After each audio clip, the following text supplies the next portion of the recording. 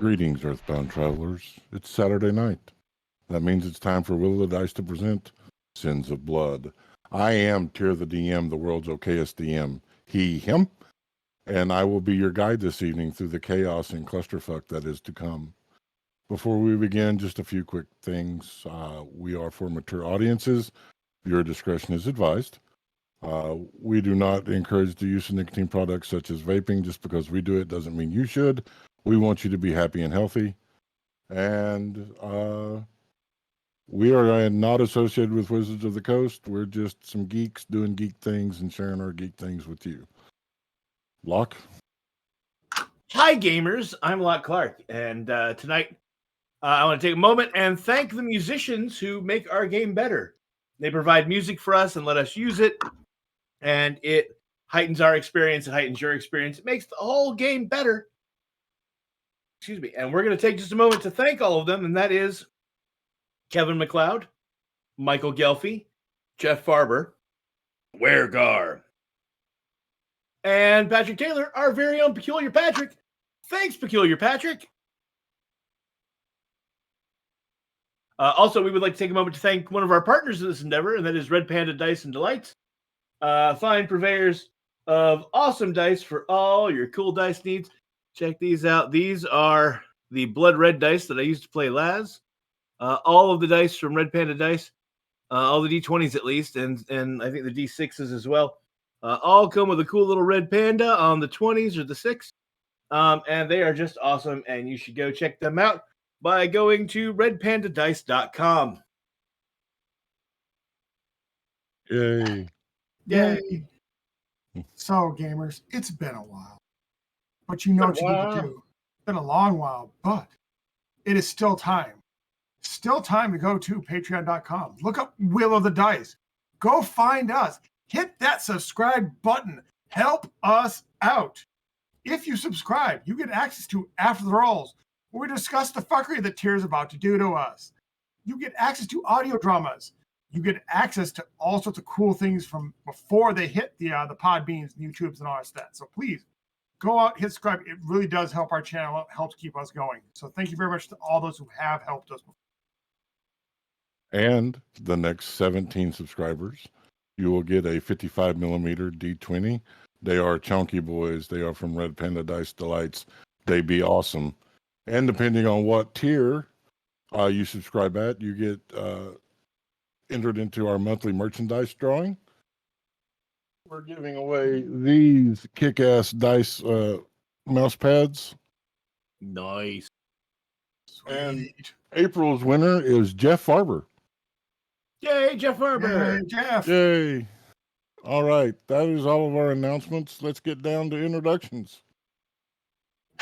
Greetings, gamers. I am Raph the Man. Tonight I'll be playing the voice of Sarek the Blade, the 6'9" Dragonborn who was gone last week. Has a lot to get caught up on. I am a he, him. He is also he, him. And I can be found at BOK Dragon 13,000 at dice.camp on Mastodon. Hey everybody, I'm Ren Matley, she, her. Tonight I'm going to be voicing Nan, she, her, or she, they, and their counterpart as Mina. Nan is a changeling cartographer and druid. I know, it's the first time getting to say it. It's exciting. Nan typically presents as an elf about 5 foot tall with plain brown hair and plain brown eyes, and often covered in ink stains. You can find me over on Twitter at Ren_Matley. Hi, gamers. I'm still Locke Clark, he, him. And tonight I will be playing Lazarian, or Laz, as they are known to their friends. Laz is a they, them.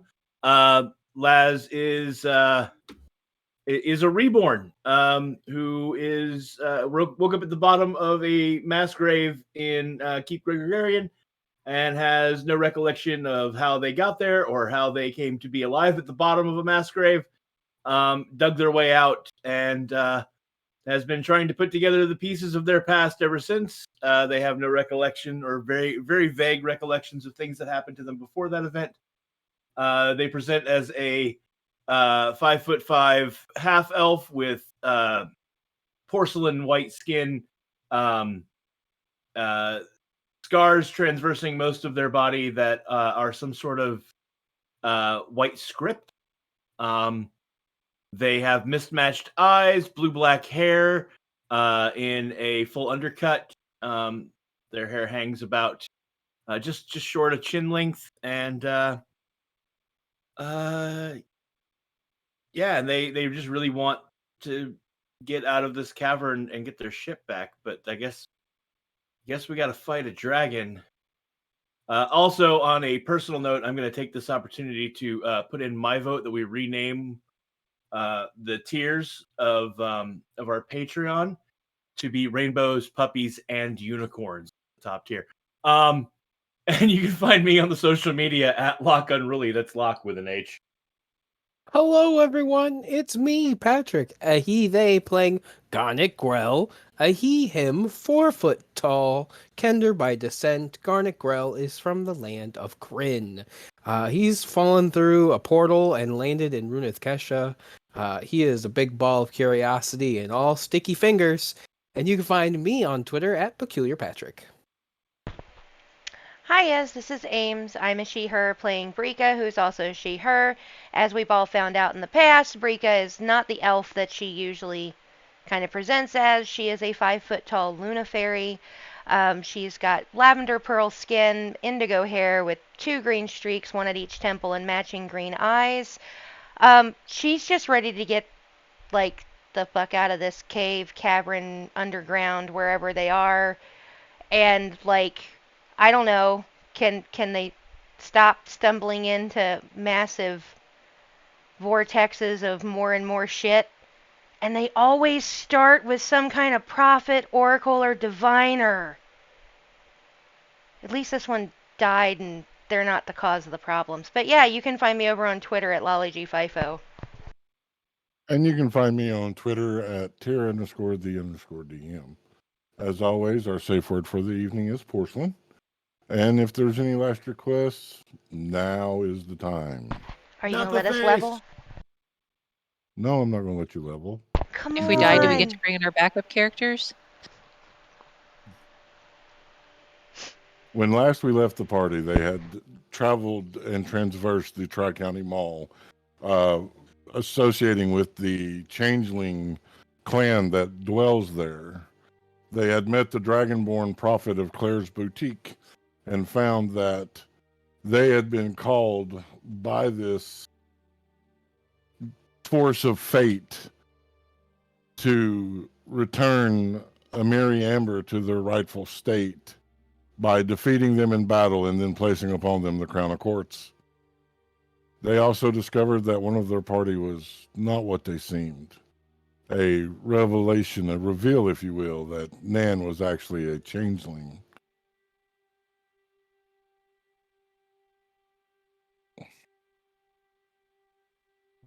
They were taken to the fountain that is the fountain of unlocking potential. It is the fountain that brings longevity, the fountain that they were sent to find by Llewellyn Rose. Each drank and in turn grew in power. Their lives have been extended. They will age well beyond the normal age of their mortal kin.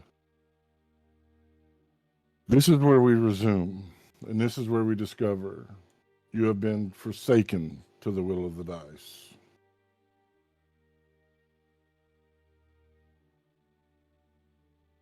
It is by your feeling, your recollection, if any have keen mind, evening. The fires are glowing, the changelings are preparing meals and having socialization. There is a simple joy to their life here beneath the silver spires. In this moment of downtime, what would you like to do?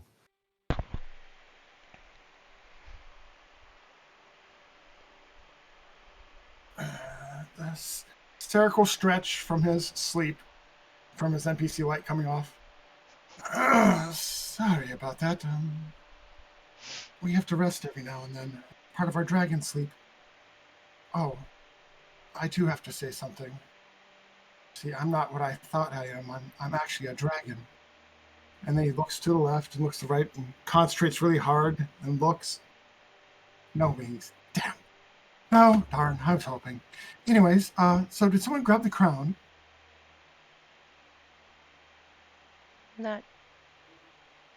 Not yet. We drank from the fountain, but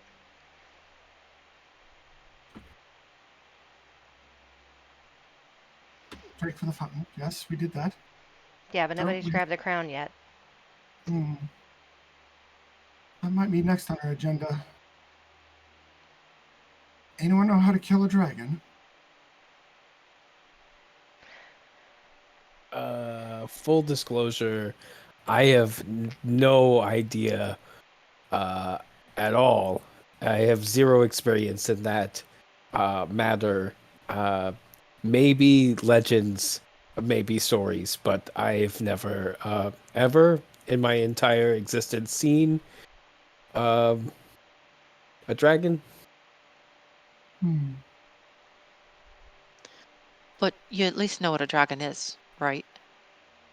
Can I make a history check? Sure, make a history check.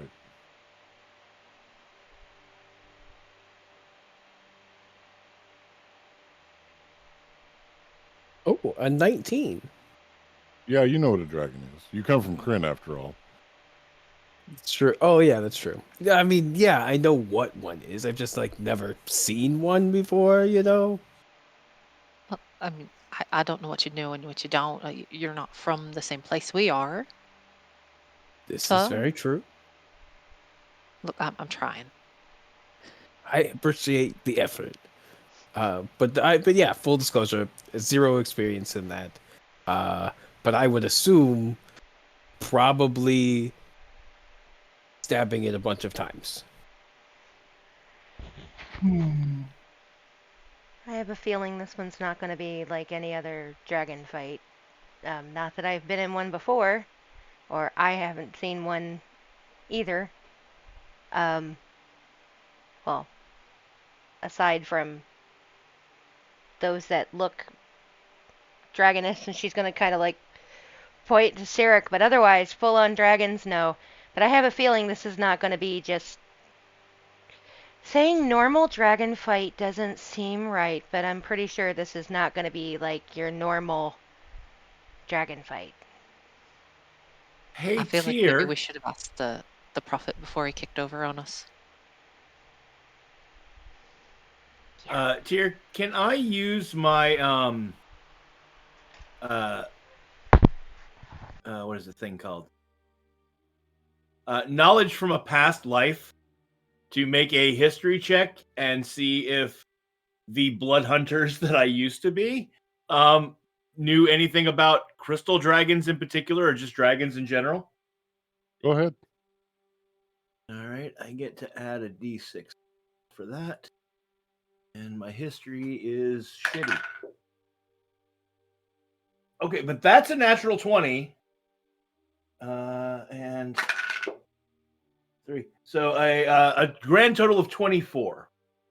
So you would not know anything about crystal dragons, but dragons in general are large creatures that have different breath weapons, natural armor, claws, and teeth. They are fierce predators. I don't know about crystal dragons in particular, but I have some recollections of written things on dragons. Fierce predators, very large. Many have magic and are resistant to various kinds of attacks. Their breath weapon is the thing you must watch out for the most. Hmm. Also, they tend to have hordes, I believe.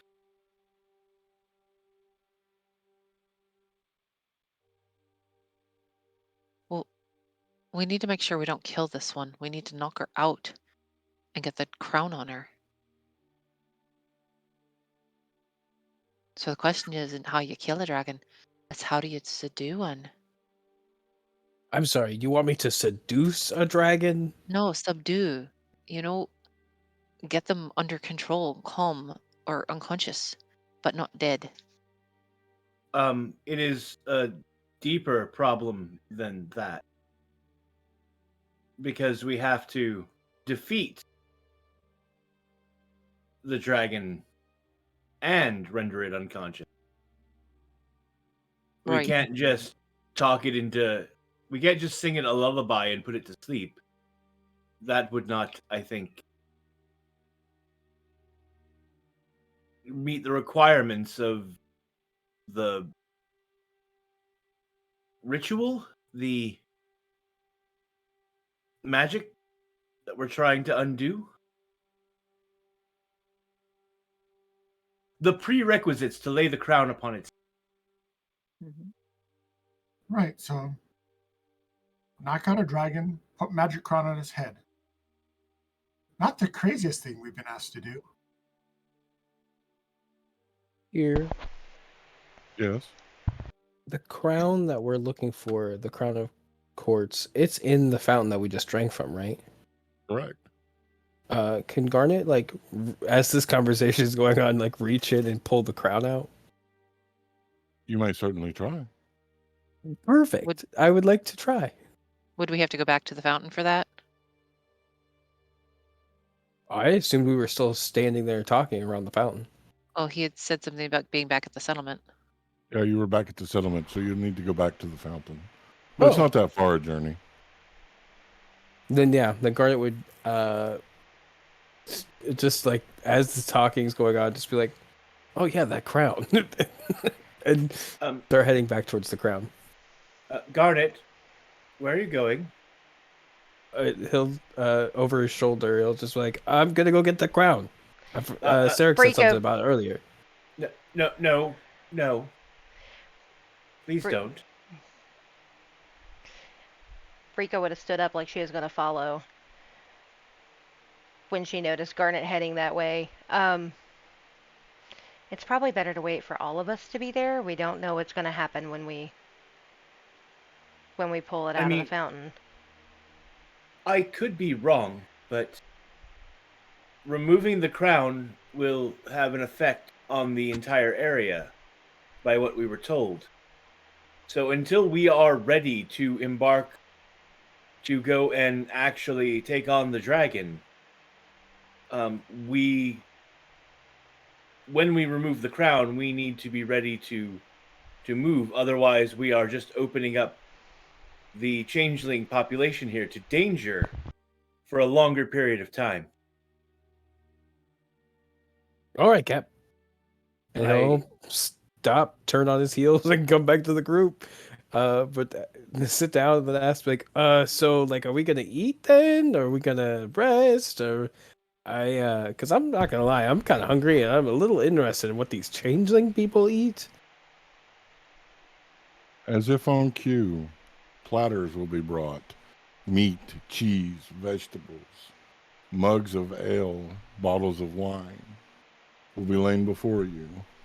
The giggling maiden from earlier casting a long gaze at you, Garnet, before turning and going back. Hey.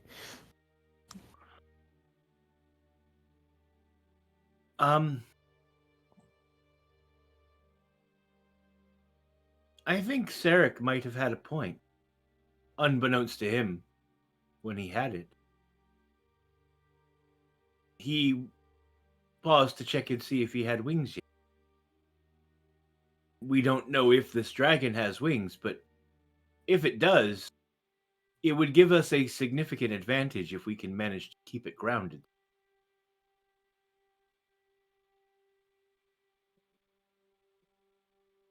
Tyr, was the food offered to us? No, it was just laying before you. All right.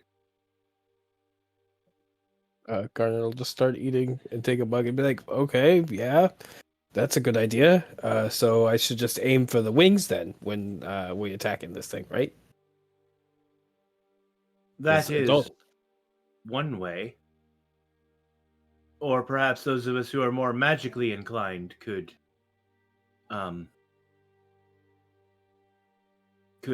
find a way magically to hold it to the ground. I don't know that I have any spells that are capable of such, but perhaps one of us.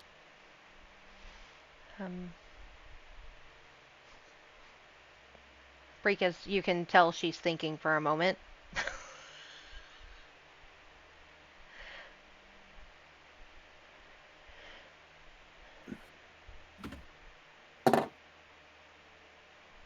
while Sarek's eating some bread and ripping up a hunk of cheese. Yes. Also, according to the ancient lore of my people, our ancestors were highly magical. They could cast magic of their own. So, but I don't know about a crystal dragon.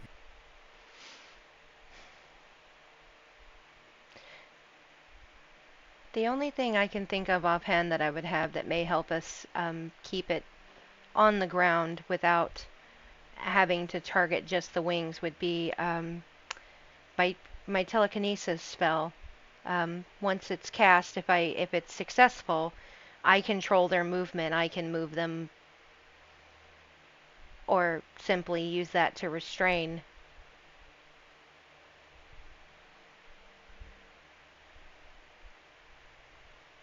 If you can keep it grounded, I can create an area of effect around it that will cause it to suffer exhaustion.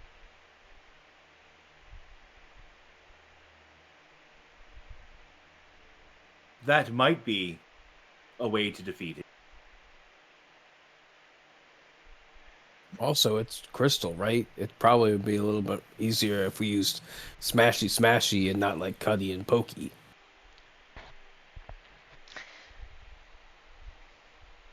Esme seems torn over whether she should be attacking the dragon or just focus on keeping all of you healed. I, for one, like staying alive. I don't want to speak for the rest of anybody else, but I like staying alive. It does seem to have its advantages. Living is a state of mind. I don't think that's true, Lazarian. Yes, I'd rather not go back to the in-between. That was rather unpleasant place.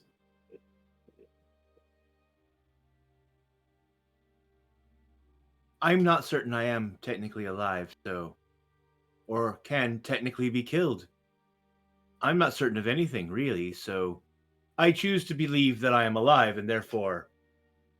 it is as real as I can make it be. You're upright and you're breathing, right? Or at least talking. Talking, yes. I don't actually need to breathe. Or eat. Or drink. Or sleep. Well, we'll just focus on keeping you upright and talking. Captain, are you like one of them undead things? Not to be offensive or nothing, just curiosity. I don't think I am.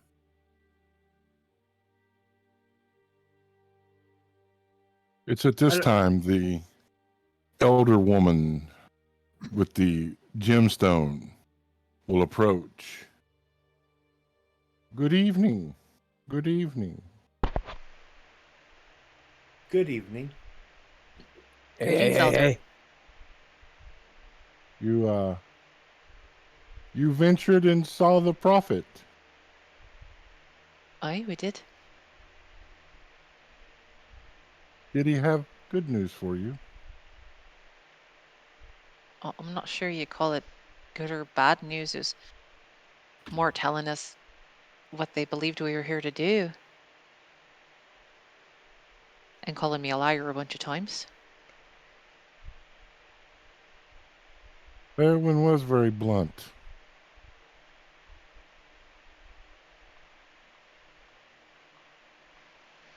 Had to take your advice, though. Good.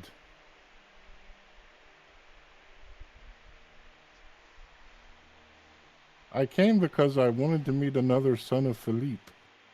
She will look at you, Sarek.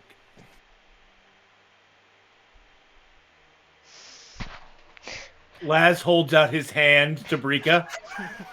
Or their hand to Brika. She passes him back the gold that they exchanged previously. Nan's gonna squint at the two of them. Now, wait a minute. The elder didn't say that they know Sarek. They said they wanted to meet Sarek. Yeah, but in order for her to know who he's supposed to be related to, she had to know about him. It's close enough. It's close enough. All Dragonborn are the son of Philippe. Have you not heard the story? No, it's not one that's been passed down amongst our people. Well, it's the whole reason that we're in hiding.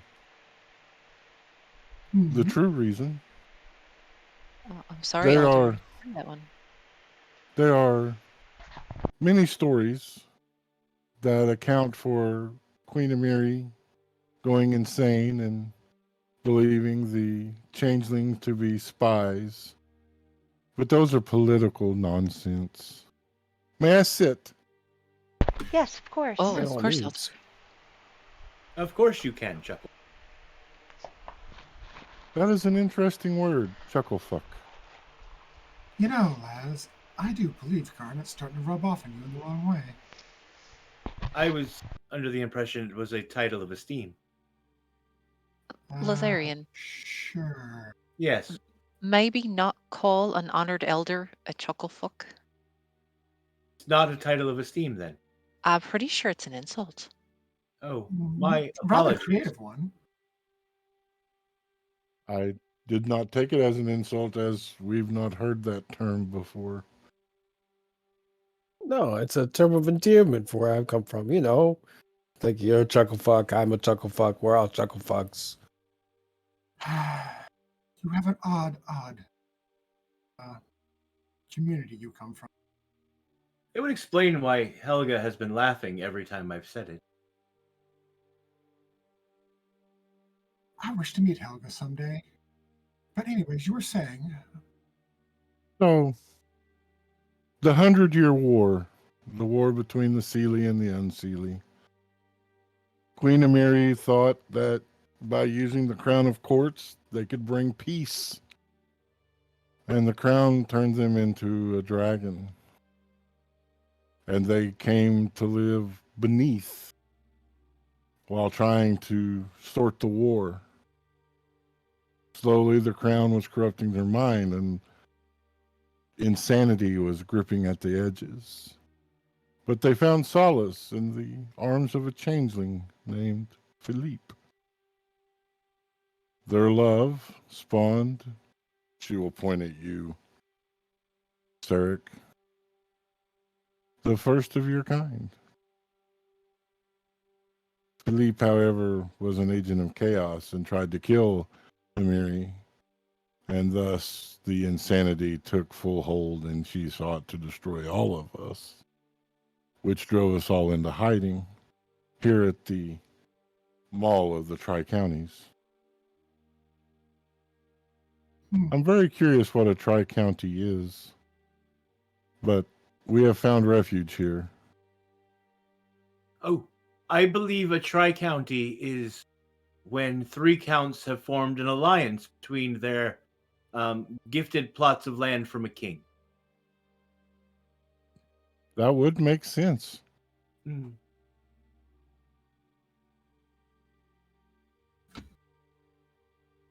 that's an interesting tale. It's not one we've been told. In fact, many of my kind have not really wondered where we came from anymore. It's been, how long have you been down here? 5 generations.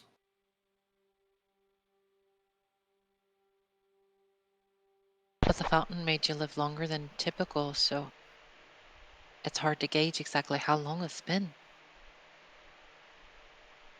Because there are many Dragonborn, and we all exhibit aspects of various dragons, not just a crystal dragon. Well, I'm Very sure that strange. they are.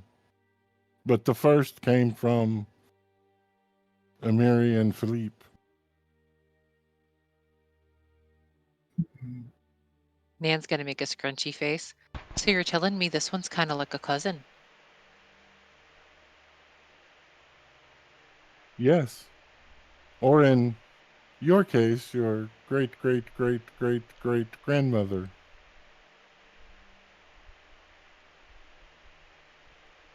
Which one did she point to?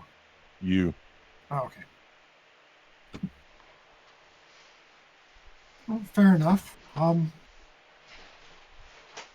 just glances at Nan and goes back to eating his cheese. What was that supposed to mean?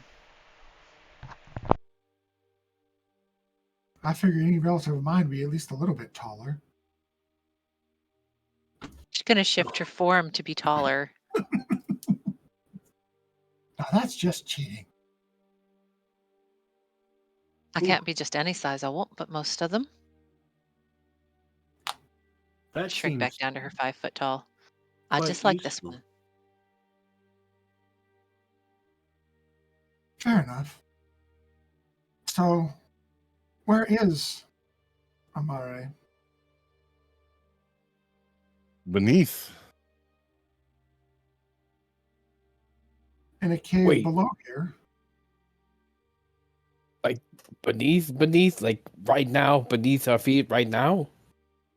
Well, not beneath our feet, but down, past the blue. Ah,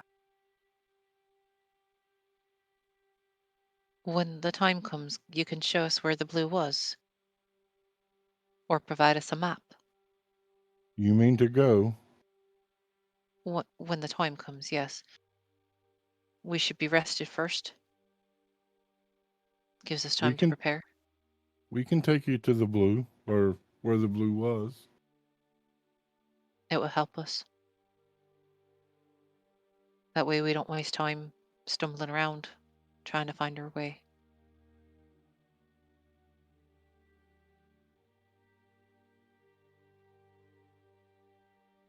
Well, don't let an old lady interrupt your meal. I'm sure you all have much to discuss amongst yourselves. no, it was rather informative. It's an honor It to was meet. just very interesting meeting another. The prophet was not very hospitable, and his tea was horrendous. Yes, very hard. I know, right? Literally, like the most disgusting thing that I've ever put in my whole fucking mouth. Literally, like it tastes like I've had shit before, but this shit tasted like worse shit than shit. And I'm telling you, I've had some shit that tastes like some shit. Well, if you ever make it to Trinity Falls, look up my family's tea shop. I'm sure you'll find some excellent tea. Thank you. I will keep my eyes peeled for the Trinity Falls. Yes, it's above. We don't even know if we'll see the above again. I must go and perform my duties now. They will get up and walk away.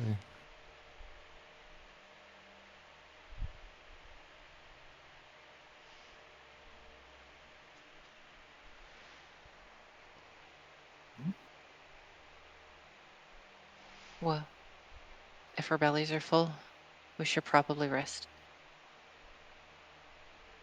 Yes, rest would be good.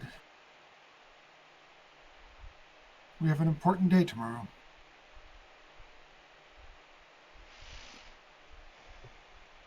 Lazarian, Yes. do you still have that ring that holds a spell?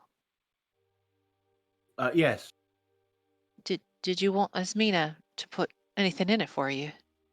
Oh, I have loaded it with a spell. One that might help us escape if we should need it. All right then. It is the most immediate and direct escape I could make for us.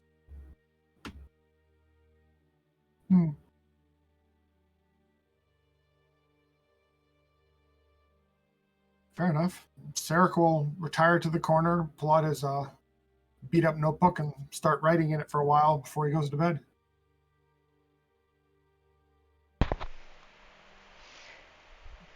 I am supposing because we're sorry. Go ahead. Garnet's just gonna go over to Sarek and pester him by asking him what he's doing. Oh, I'm taking notes. writing things down that I've seen and learned. Currently writing on the tale of Amari and Philippe. Okay. He'll just walk away. While Garnet was pestering Sarek, Laz cast Prestidigitation on Garnet's cup of whatever it is Garnet was drinking. I make it taste like the tea the Prophet gave us. That effect lasts for 1 hour.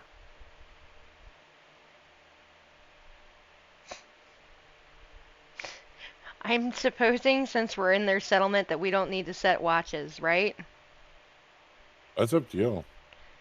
But I'm just saying, like, it's not supposedly not necessary. Because if we're not setting watches, then while everybody's doing whatever, Brika is going to sit there at their fire and get out her herbalism and alchemy supplies and try to make some health potions.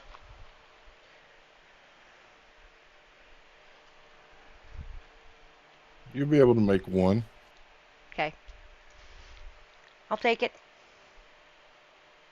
Your ruse does not go over very well because Garnet doesn't pick up the same cup that he's been drinking from the whole time. Because he doesn't care, because there's no ownership of cups. It's just a cup is a cup. So he picks up another cup and starts drinking from it. Whatever it was in it.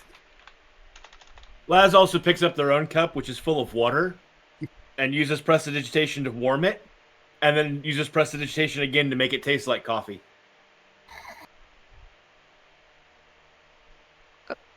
Garnet, is that my ale?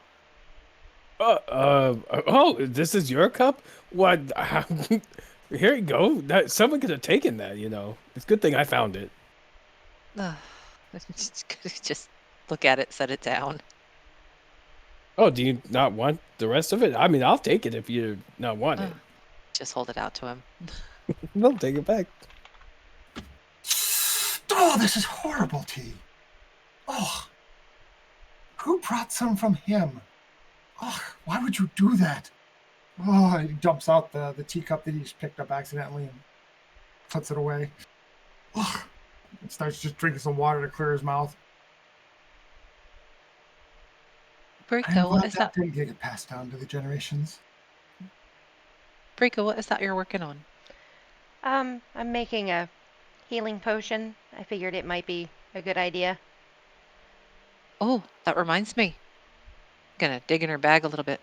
I had bought some when we were in Morton's Deep. Here, and Nan will give a healing potion to each of you. It is just a standard healing potion. Oh, thank you.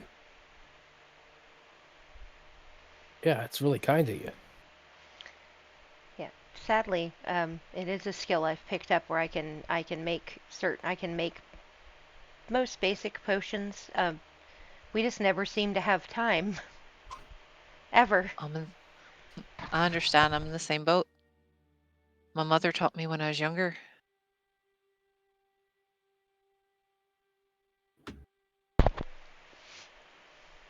My mother was an herbalist.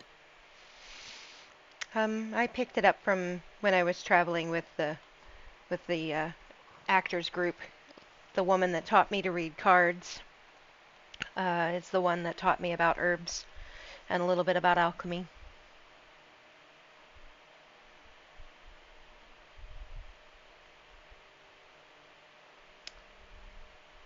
Right then. I guess we should get ready to rest. Nan's just gonna open her bedroll right there, not far from the fire, and start making ready to lay down. Do you think we need to set watches, or just trust in the watches the changelings have set? I am sure they will sound an alarm if something happens. And I do not sleep, so I just need to be in act. I will watch. I only require 4 hours, so.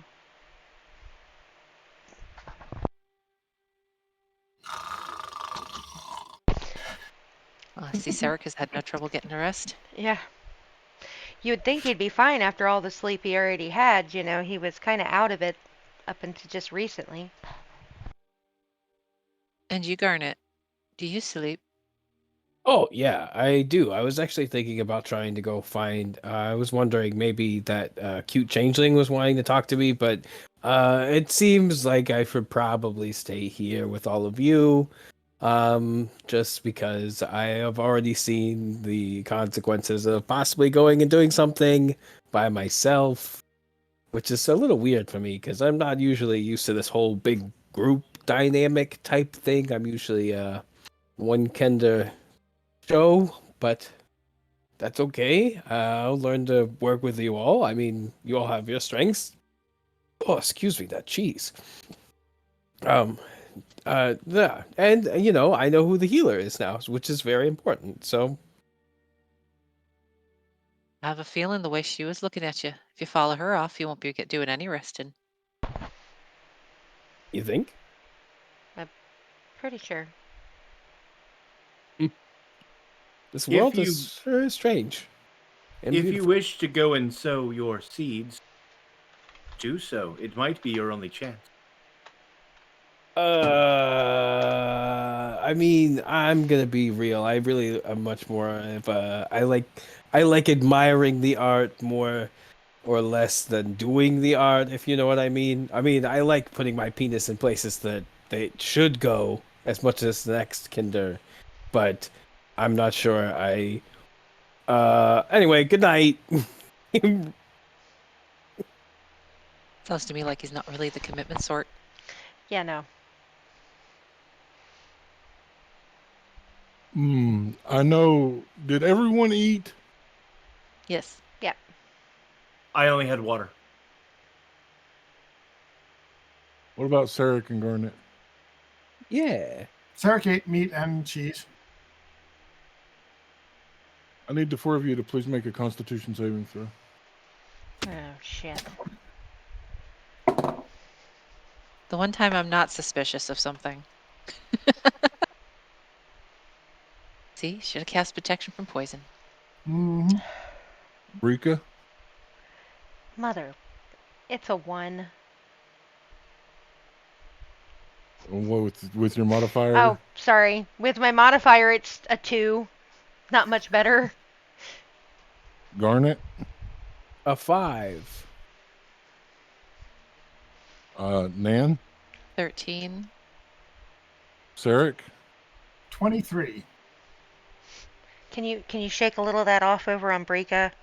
Just like 3 points, you'd still be okay.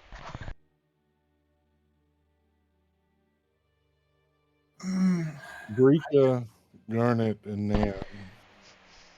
You will sleep the deepest sleep you have in a long time. Dreamless, unmoving, almost death-like. Sarek, you will have a dream. You will be on a field of green, tall grass swaying in the breeze, the smell of jasmine dancing to your nostrils. You will see two armies lined up across the field from each other, each waiting for the other to make their advancement. You will feel a cool hand on your shoulder.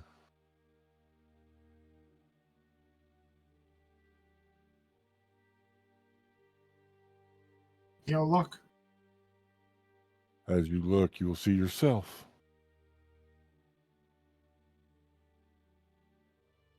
This is where we die. And you will wake.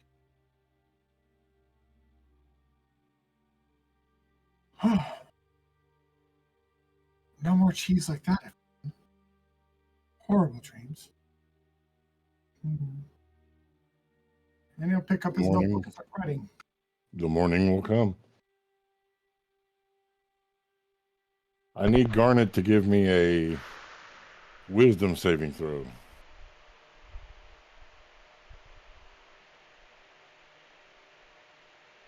22. All right. You do not find the urge to sneak off in the middle of the night to go get the crown. You sleep.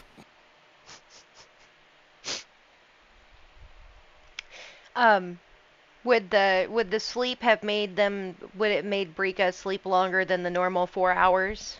Yes. Okay. 'Cause I was gonna say if she had woke up after her 4, I had something she was gonna do, but that's okay. You all may avail yourself of a long rest. The morning coming, you may take what time you need to prepare spells and such. Brika would be shuffling and messing with her tarot cards.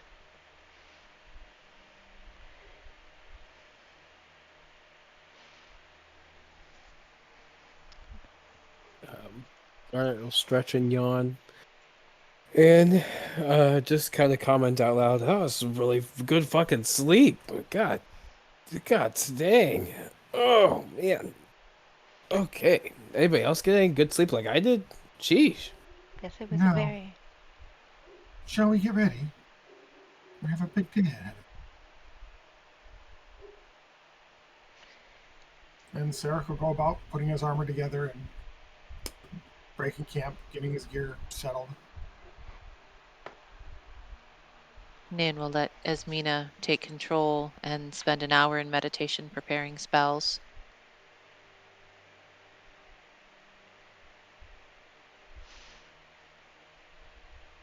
Like I said, Brika's she would have started out with her normal everyday deck, but towards the end of everybody else getting ready, she pulls out her cloth wrap deck, the one that's black and looks kind of shiny, and even all of the designs on the cards almost look like they're moving as she shuffles them and lays them out. She's actually doing a 5-card spread and kind of muttering to herself as she lays them out, looks at them, and starts over. They make no sense. The reading is gibberish.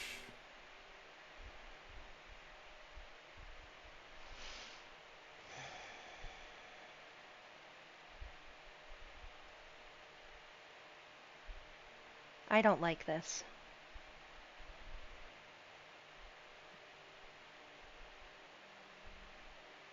Roll a What do you- d20. What do you mean? The cards are not acting right. They're showing gibberish. Normally, even in the worst of times, fate still reveals itself smallly, but these make absolutely no sense. That's an 11. Yeah, they continue to make no sense. Hmm.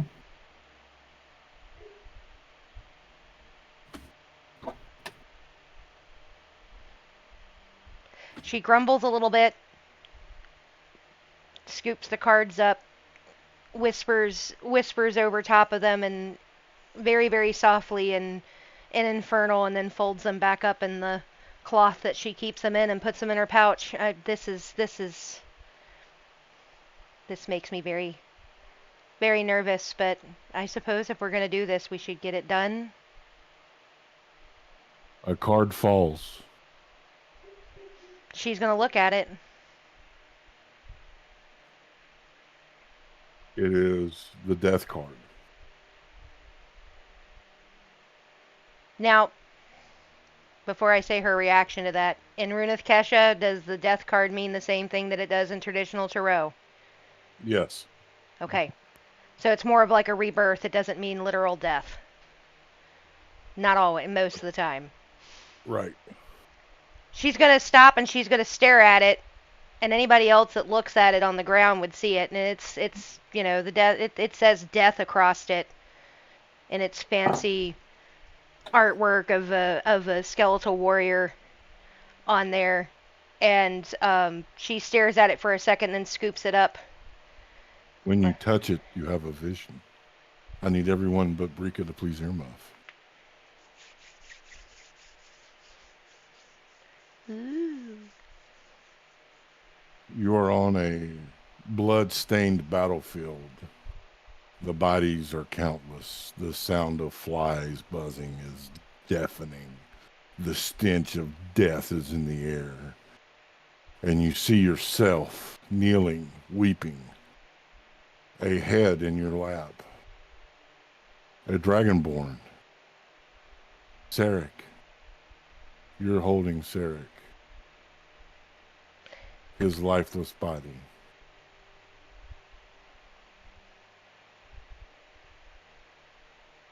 Is she able to tell if this is future, past, possibility?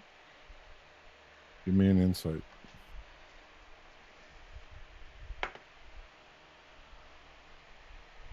24. Future.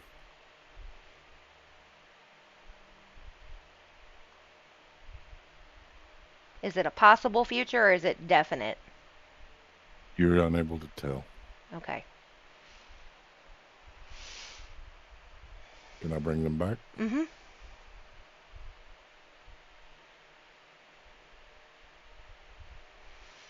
As you guys see, Brika stoop down to pick up the card that had. Hold on. We've lost Nan. Nan. She's not. Come back, Nan. Ren! Nan, come back. She's reading something. Nan! Oh, wait. It's okay. We just got to sing the come back orc song to you instead of Locke. It was just come back, Nan. Sorry, I wasn't looking at the monitor. I figured you had your with all of reading you. face on, so we're like, she'll Trying look to over prep here spells. eventually. But you guys will see Brika stoop down to pick up the card, and as she touches it, she freezes for a second. And it's just a second or two, and then she gasps a little bit. She'll kind of jerk away from the card and then pick it up very quickly before looking over at Sarek. Are you okay, Nan? Ever since the fountain, I have more of the. I see more things of the future. I'm not sure if this is definite or not, but it's a battle, a big, huge battle, blood everywhere, and I saw myself and you, and she's looking at Sarek, and you were dead. Well, I'm not sure what it means, but I don't like that the cards otherwise have been gibberish. This place may have an odd effect on things, but one could do worse than to die with his friends. Shall we go? We have a dragon. Friends? Subdue. Wait, I'm confused, Laz says as they stop doing the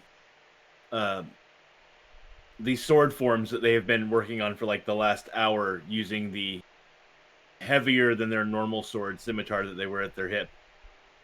Pausing and with a flourish, putting the blade away.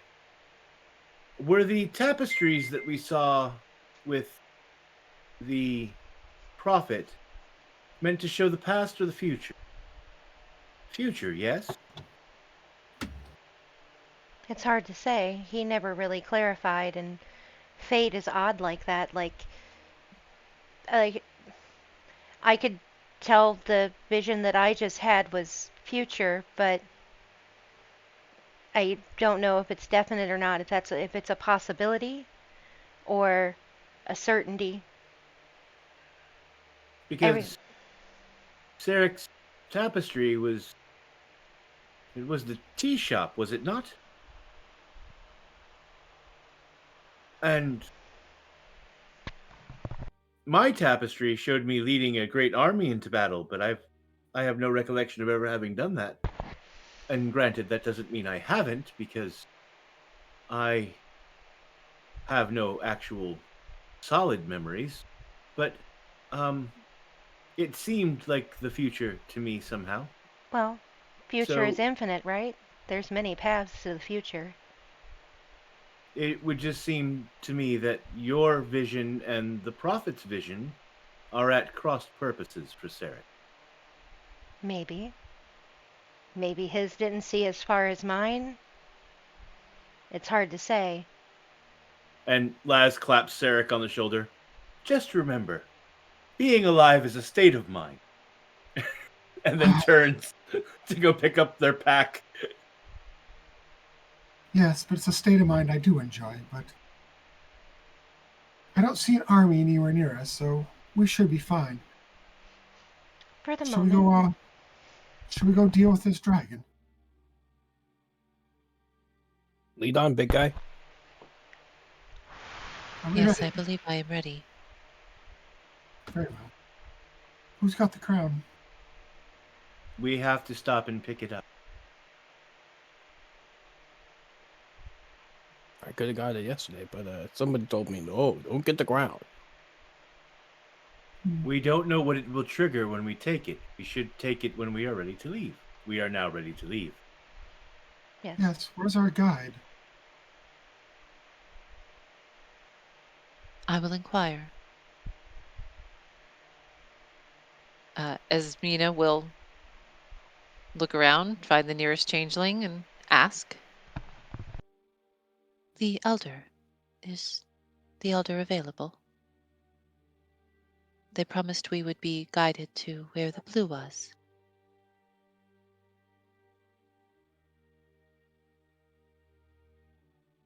You're muted. We will give you a guide, but the elder is not available. That is a shame. Nan had something else she desired to say. She wanted the elder to know that if we are not successful, that she thinks you should all make for the surface as quick as you can. The elder will not be going anywhere. They have taken their final journey. I am very sorry to hear that. What do you mean? To take one's final journey typically means to die. Well, yes, but is that what she meant when she said she had her duties to fulfill?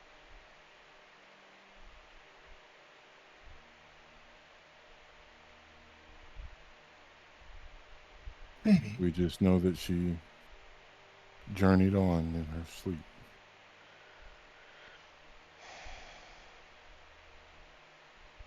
Brika's She just stopped having a living state of mind. Brika just kind of, she's just gonna stand there. She's thinking, but has a slightly, she's very nervous, apprehensive about all of this, and it shows clearly on her face as she's trying to think some of this through, because this is very odd in light of everything that's happened already as they slept in this morning.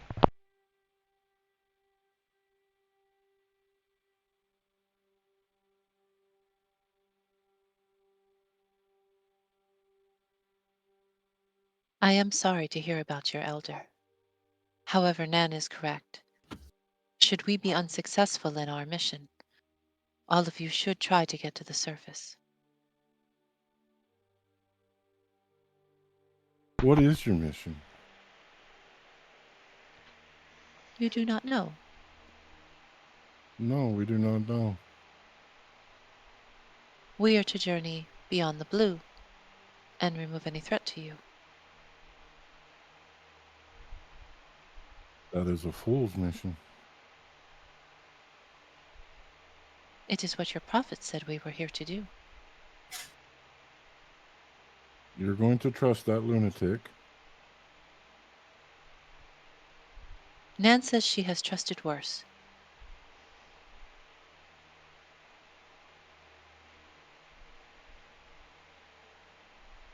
Then I wish you well.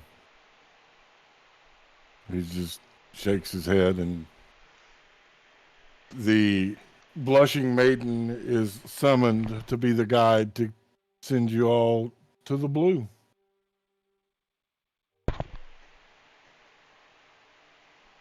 with a stop by the fountain. Hey.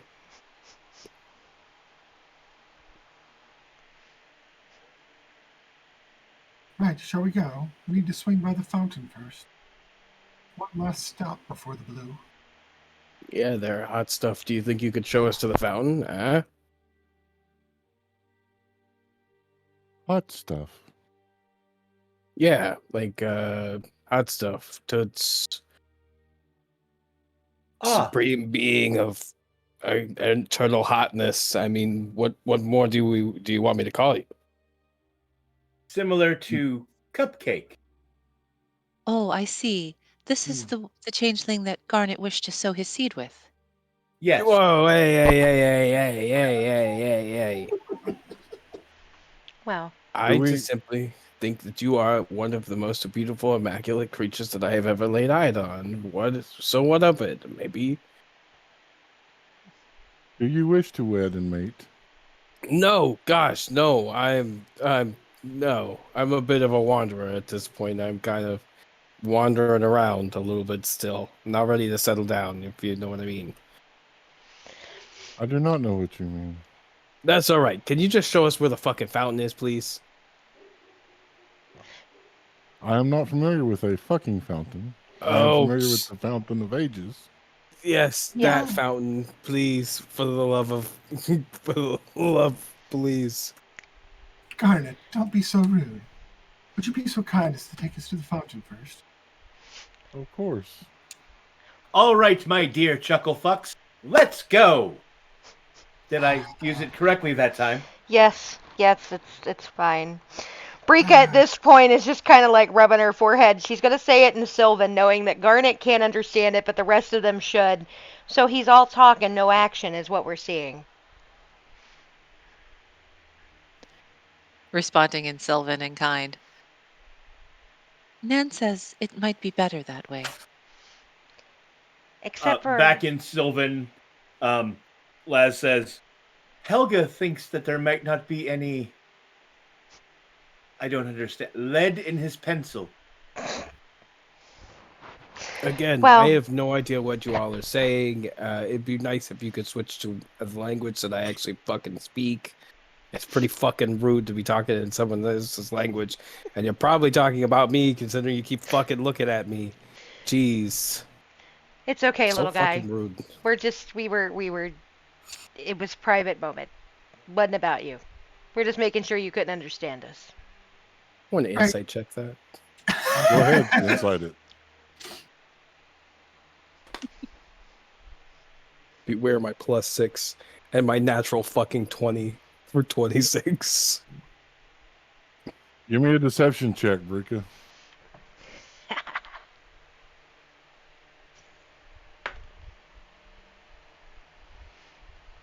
$25.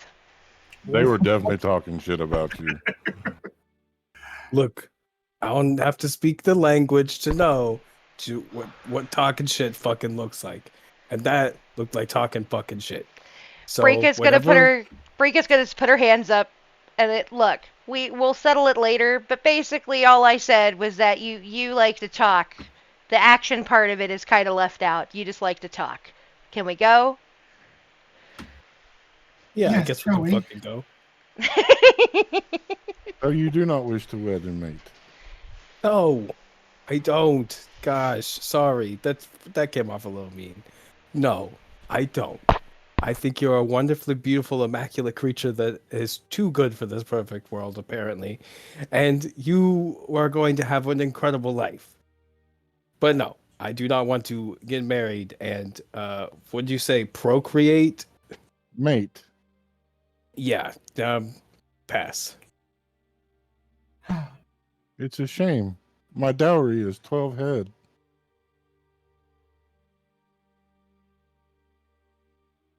Can you show us that where in this fucking fountain is, please? Is that in sheep or cattle? It is cattle. Oh, you are worth quite a bit in your society, I think. Yes. Yes. I am the daughter of the chieftain.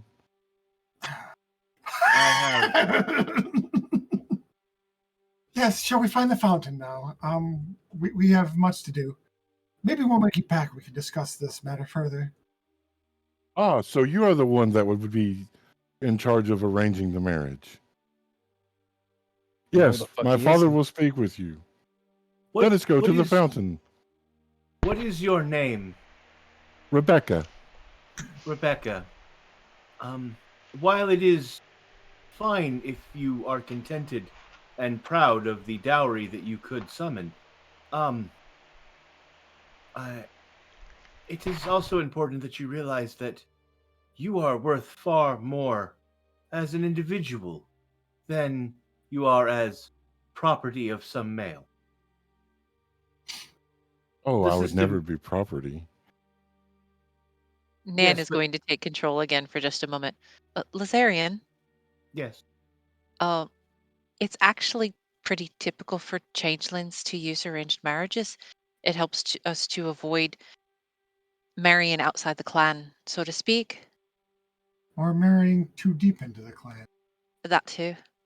Oh, Especially since when we're in our I- true forms like this, it's hard to tell who's who. I see.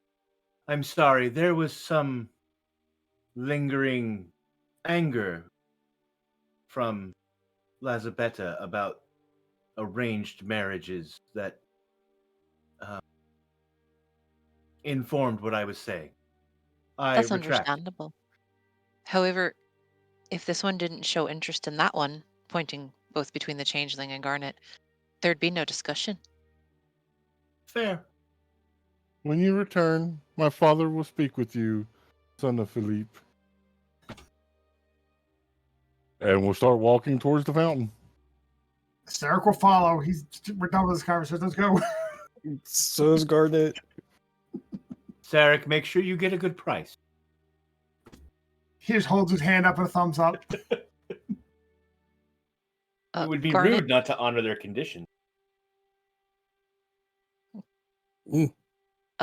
Esmina wants to know if there's other languages you do speak. Yeah, I speak some languages. I picked up a little here and there. She's always willing to teach people how to speak in Sylvan, but she likes learning things in exchange. Oh, well, I mean, I could teach you my native tongue.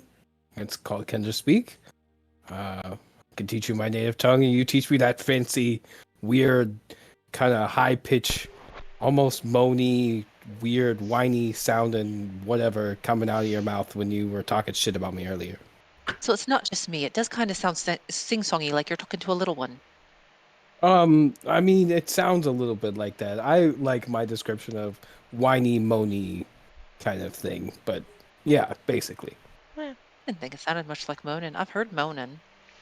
Sylvan doesn't sound any worse than Fairy. Fairy sounds like a lullaby. Does anyone else think of Jar Jar Binks when you hear the word Kinder speak? Yeah. No, but now I will. Thanks. Misa Great, I needed Garnet, that. Misa Garnet Grow, Misa be a thief, Misa steal all the things. Mm-hmm. Oh. Fuck, now that's in my head. Tyr, you're a bastard. Hey, I No, got no. one. No, in Kinderspeak, you's a bastard. Garnet, if you are interested, we could also teach you how to speak Infernal. And Mm. Laz lays into what sounds like a litany of cursing in Infernal, but really it's just like a list of the parts of a ship. I think I'll pass on that one, Cap. But thank you for the offer. Well, there's also Undercommon, though it's not much better than Infernal. Yes, Undercommon is very clip and hard sounding. Yeah. It's like deep. It's like deep barking dogs. You know, like the real deep. Yeah, I don't know. So you all reach the fountain. Garnet will go immediately for the fountain to pull out the crown. Good lord. Sarek will take one step back. You will step into the water and find that the fountain is deep, over your head deep as you begin to sink to the bottom. A soft, glistening glow of azure inviting you to go deeper. Garnet will start swimming to the bottom. There on the bottom, you will see a crown forged of diamond and gold. Beautiful and alluring. He'll reach for the crown and try to pull it up. Give me an intelligence saving throw as you make contact with the crown.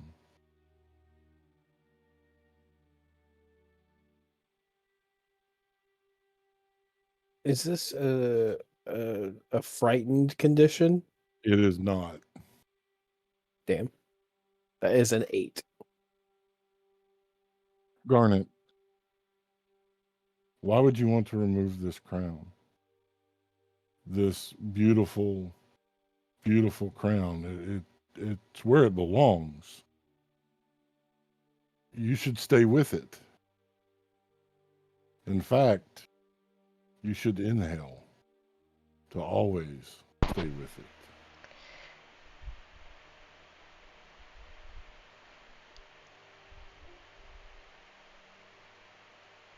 Has he been down there for like a minute?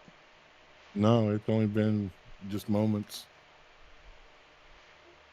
Because Brika would have walked up to the edge. She's kind of looking. Is she able to see down to the bottom of that fountain? No. No. Okay. She would have waited she would have waited no more than a minute before she would go in after him because, yeah. It's only been a few moments. Okay. I wish I'd thought to ask how deep the fountain was yesterday. I would have had Asmina prepare a spell to make it easier to breathe down there. Yeah. I'll be honest, I'm kind of worried about him because I can't see the bottom of this fountain. Brika's gonna be like, she's just gonna kind of sigh a little bit, and she's gonna hop Wait. on. Perhaps I should go. Do you swim? I don't need to breathe. But you will be able to. You will need to be able to swim back up if he needs help. I have magic I can use for that. So here's my question. It's only been a few moments. Why are people worried? Nan's always worried. Because the smallest person in our party dived into a fountain that Brika can't see the bottom of. And it's the Kinder. I mean, we've already gotten ample evidence that he's distracted by shinies.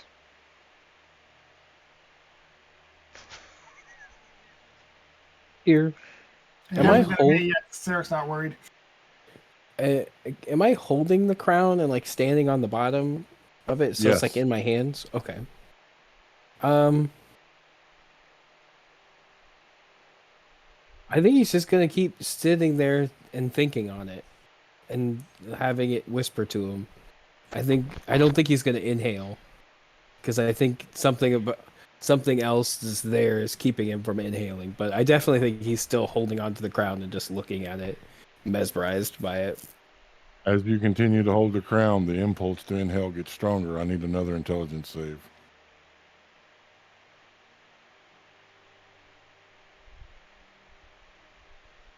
$15? You are able to resist inhaling. Could we say that there's like a little bit less of a hold on him wanting to stay down there with that? With a 'Cause of 15, the- no. Okay. I'll take it. But yeah, then that's what he keeps doing. He's still holding his breath at the bottom of this fountain, but he's holding on to the ground. Now, y'all may decide to worry because it has been some time. Did anyone think to ask how long he can hold his breath? No, but it's been about a minute. I'd say it's probably best if somebody, one, all, whatever goes in because, you know. I should have tied a rope on him at least. Yes, I figure at least the The bubbles of him talking would be coming up. So we probably should send someone down for him. You're muted. I pull the rope out of my pack and hand one end to Sarek, He'll grab onto it and get a good grip. and I will jump into the fountain Okay. and let the weight of my armor take me quickly to the bottom. And quickly to the bottom you go. You will see Garnet standing there holding this beautiful crown. I poke Garnet and then point up. Give me another intelligence save with advantage, Garnet.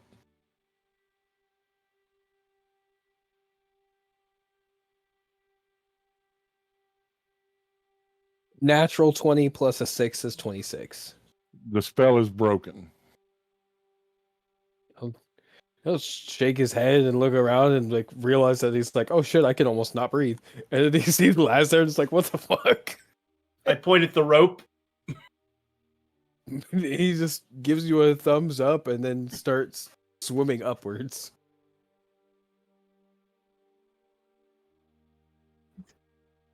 Yeah, Laz is gonna using the rope kick off and start using the rope to help them swim up while they're still in all of their armor.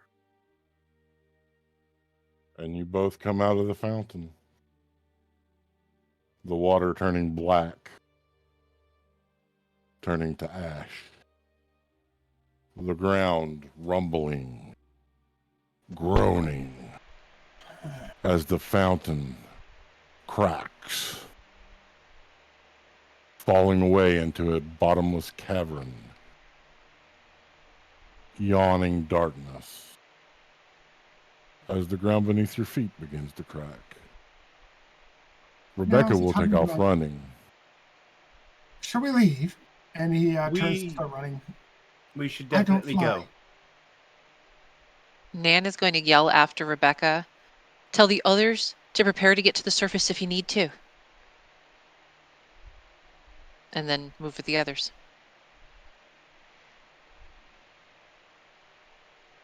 You all make it to bedrock safety. There is a large cavern opening before you. Rebecca panting. This is where the blue was. Well, Down there. Yes. Here. You need to go back to the settlement. Tell the others to prepare to go to the surface just in case.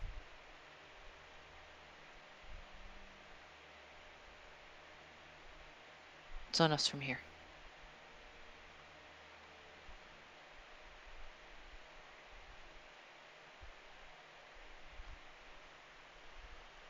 You'll leave.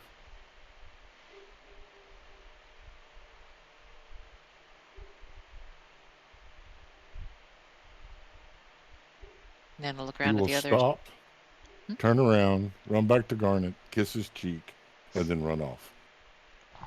Alright, we'll get a big goofy grin on his face. Well, fuck me.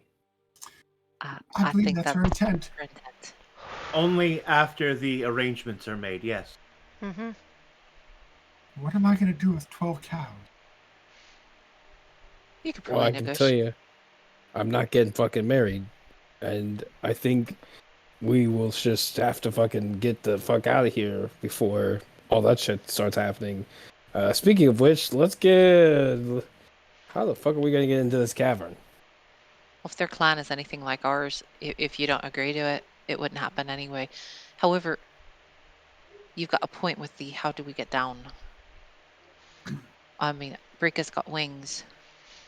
The rest of How us. far down is it?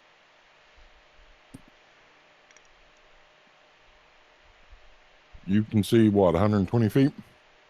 Yes. It's 100 feet. Oh. Well, I can.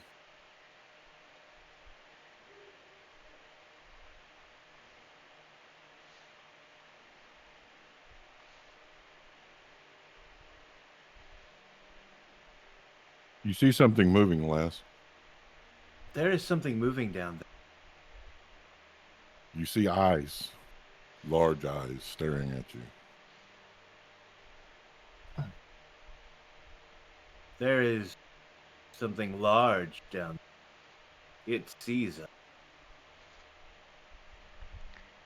Is it a dragon? Can I tell, Tyr? It is not a dragon. It looks humanoid, but large.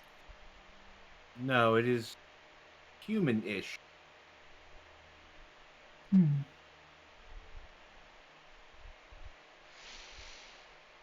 Garnet, do you still have a hold of that crown?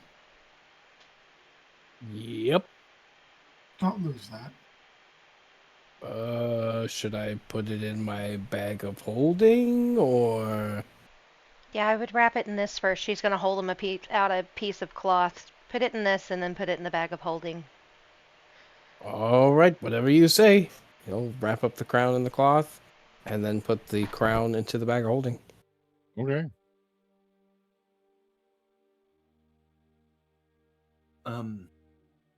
The bottom is only 100 feet down.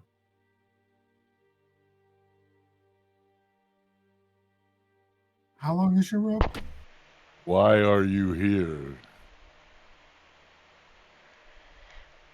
Frika, go ahead.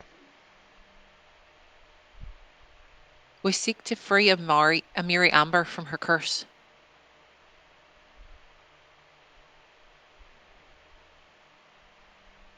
Why are you here? I guard the cavern. Guarded against what? Anything leaving. Oh, good. Well, we're not leaving. We are entering.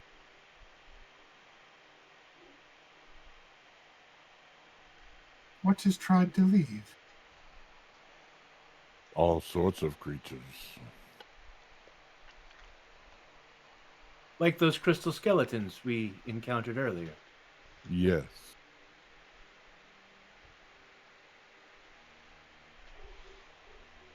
Are you the blue? No, the blue was the magic that kept anything from crossing the threshold. Should I fall, it was a secondary safety net. Oh, okay. So, is there any issue with us entering?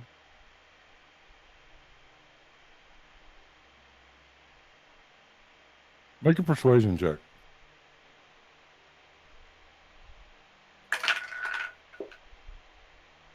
That's an 11 plus 5, 16. Reach my 15.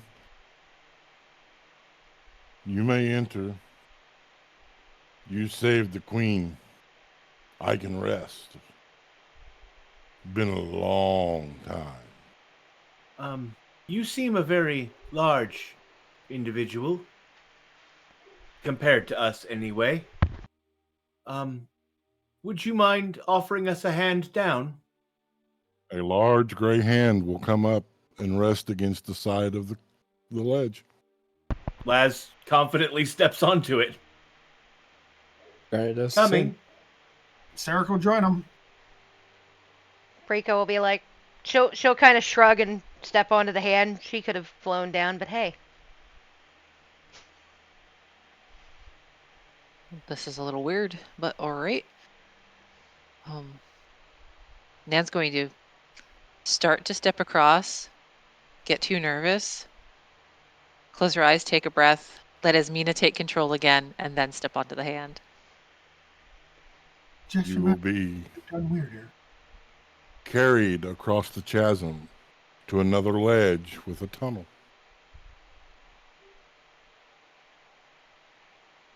Thank you. Good. Sir? Is it sir? Yes. Do you have a I name? I am Hubert. Hubert. We will remember you kindly. And hope to see you again when we are successful. I hope your bones do not become crystal. I hope my bones don't become crystal as well, but thank you, Hubert. You've been most helpful. Shall we? Hubert, do you know how far it is from here to where Amari rests? Moments. I see.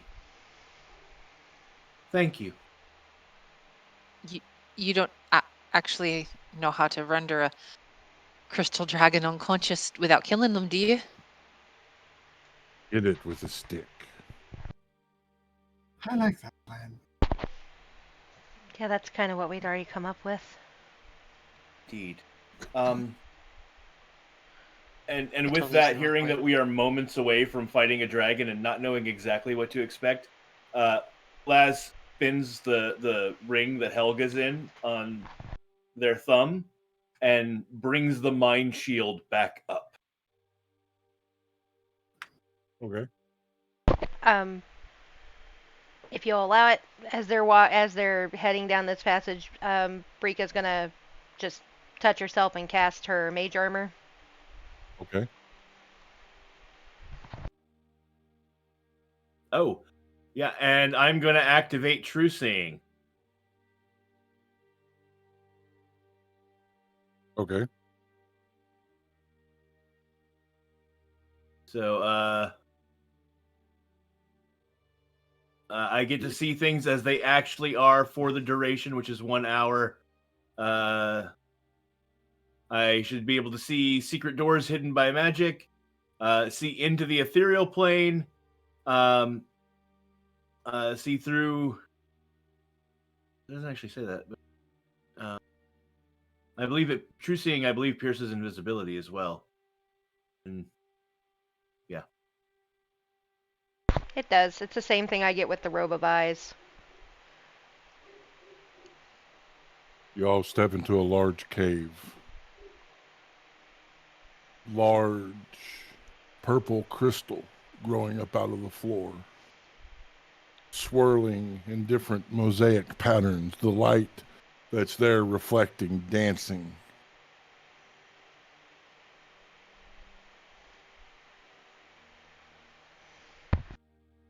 Well, that is fucking beautiful. Arnold's gonna go over and try and touch one of the crystals.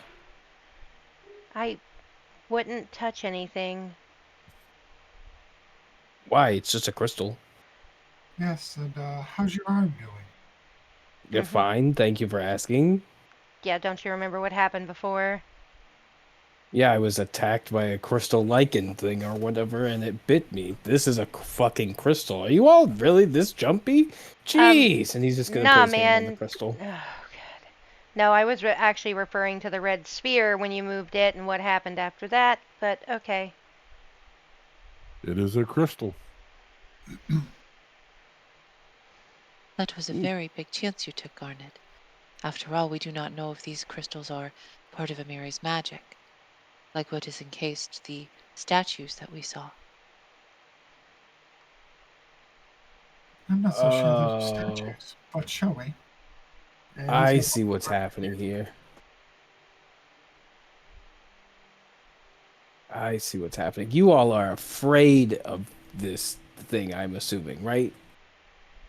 No, there's a difference between being afraid and being fearful out of respect to the power that some things have. Just shrugs his I shoulders. yes, we have what would be considered a healthy and rational amount of fear. I call my blade to my hand, by the way. I feel concern for all of you, and for Nan in this situation, though Nan says this is terrifying. Are you here to help me? A small turn- childlike voice will come. I turn to look where the voice is coming from. A small, dirty child in a white, dirty dress carrying a teddy bear. I've been lost for so long. Dear, it's actually a child? Yes, What's your name? I am he. You said E?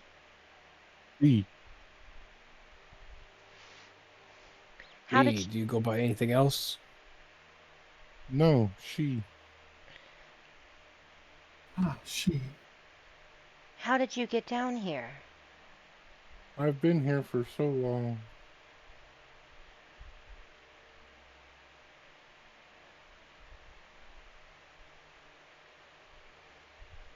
Have you had no one to play with? No. Just the beast. The beast. She will point behind you. And this is where we're going to take our break. Mm, You bastard!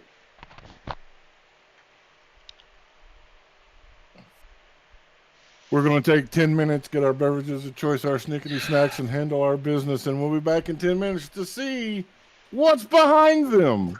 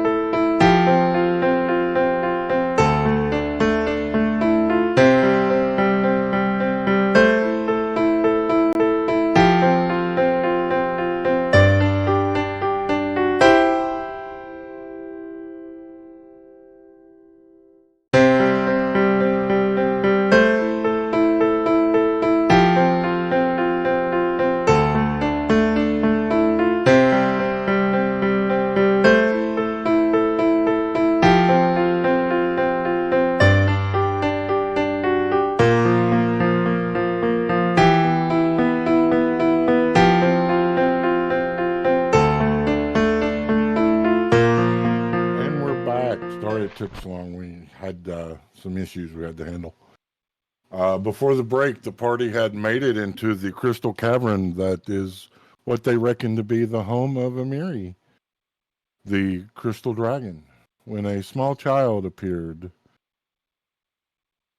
when they asked where the beast was, the child pointed behind them. And as they turn to look, they will see a large dragon, majestic, pearlescent scales, butterfly-esque wings, emerald eyes. I need everyone to please roll initiative and join me in Owlbear Rodeo.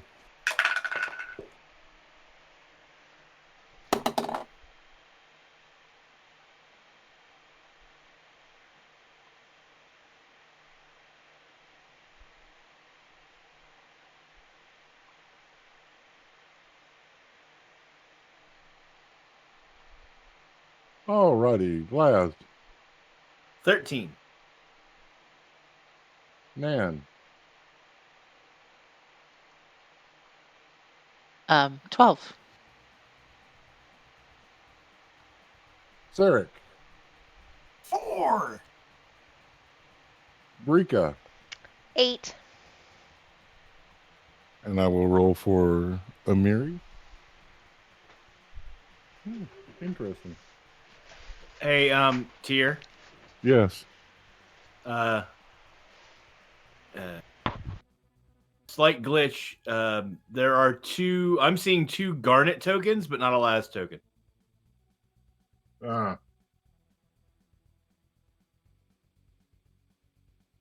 Don't know which one I'm supposed to be. We can fix that. Thank you. Hey, Garnet, I don't think I got your initiative. He didn't ask for me initiative yet. Sorry. No, it's And okay. Garnet. I got 17. The reason why I didn't ask is because it automatically shows up when you roll on D&D Beyond. Oh, yeah. That's fair. Especially if you're using an encounter builder. But yeah, I got 17. All right. Garnet, you're up. Okay. My question is, will there be a place that Garnet could go and hide behind?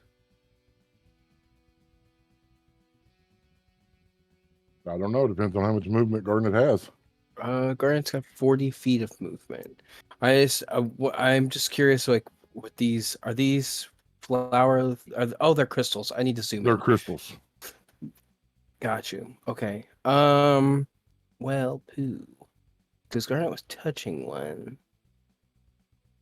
But okay. Garnet's gonna go 40 feet north, past Laz, and is going to, I guess, who pack is? Yep, he's gonna load the thing into his hoopak and take a shot with his hoopak. All right. Okay. That is a natural 20. Okay, so it's time to go to Tierbot. Please type $crit weapon. I believe that's what it is. Let me double check. That sounds correct. I got here. Yes, crit weapon. One word. $crit weapon, all one word. Normal critical hit. All right, so that'll be max die plus a roll of a die. Okay, give me 1 second here. All right, so max die is 4 plus whatever that is. That's another. It's 12 magical bludgeoning damage. Because the hoopak is magical itself. All right, is that your turn?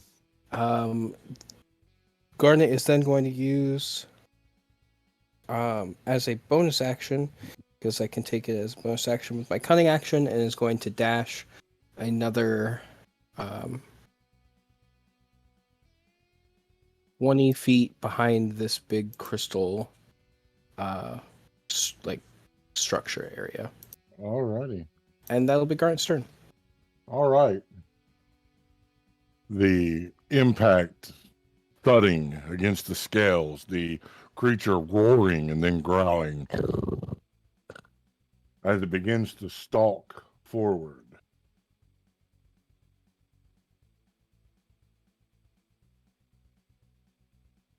It will open its mouth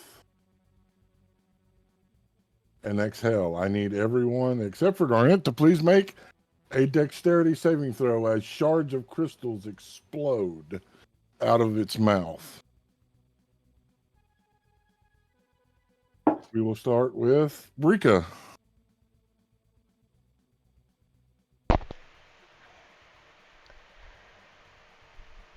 That's a 19.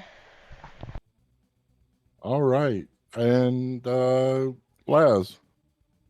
Blackjack, baby. Esmina. 7. I'm sorry. 7. And Sarek. Oh, I beat her. I got a 9. Okay.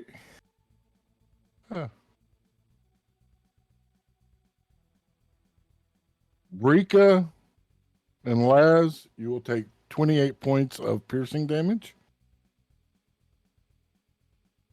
Esmina and Sarek, you will take 56 points of piercing damage. Ouch. Ow. And that will bring up Lazarian.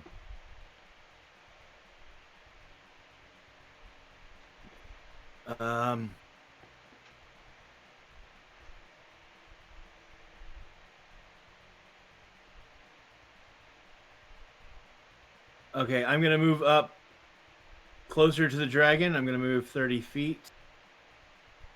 Grab the right tool. Gets me to there. Now, and then as my action, I am going to cast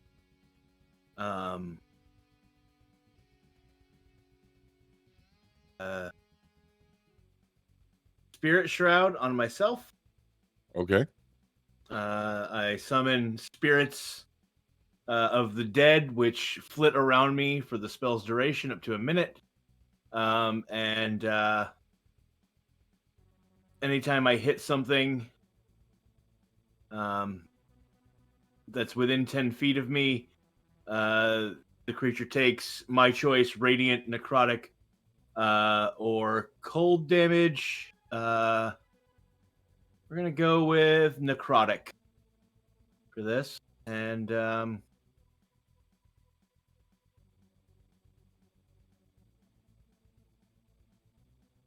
in addition, any creature of my choice that I can see at the start of its turn, that's within 10 feet of me, has its speed reduced by 10 feet until the start of my next turn. So Okay. I'm obviously going to use that on Amiri there. And then bonus action, I am going to activate Hexblade's Curse on the dragon.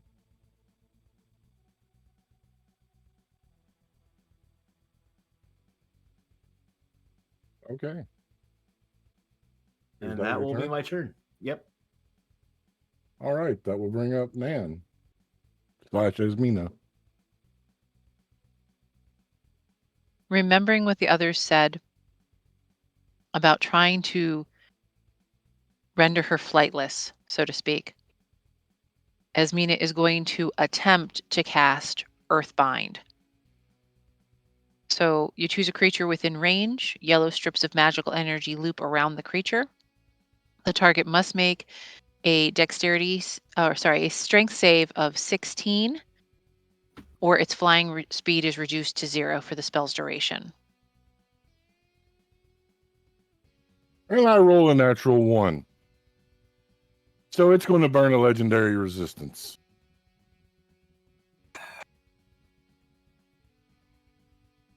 Dang it. That's one down. No, we got to burn off those legendary resistances.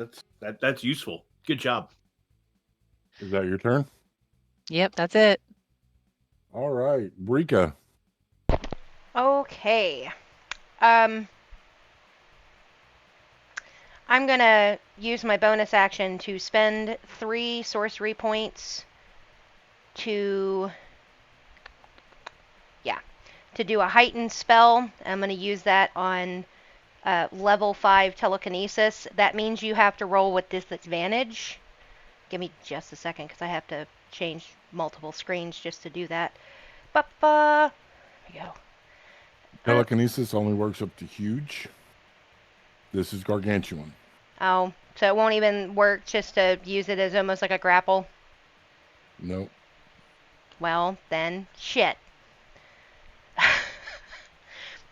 Switch gears. She'll cast a 4th level vampiric touch. Because that's the only binding thing I had. Does a 23 What's the hit? range on that? Oh, yeah. I have to move first. I'm sorry. Yeah.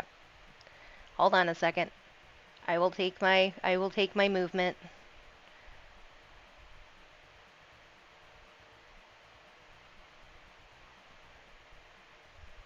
So she's within range.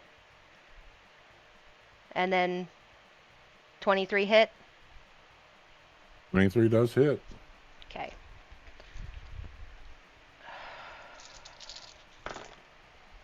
Alright. 10. That's 15 points of necrotic damage. So that means I get 7 points of healing back.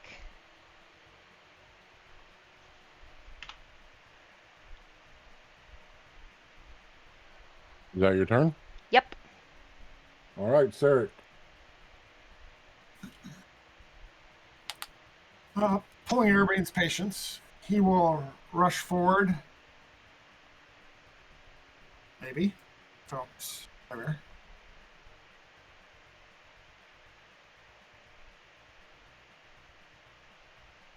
So within 5 feet of the creature and within 5 feet of Brika. And then he will swing 3 times with Fighting Spirit. Okay, go ahead. I don't think a 7. Oh, with advantage. Oh, so much better. I rolled an 18. Does not hit. Second one. Ooh, my dice are not doing good today. 22. 22 hits. Sweet.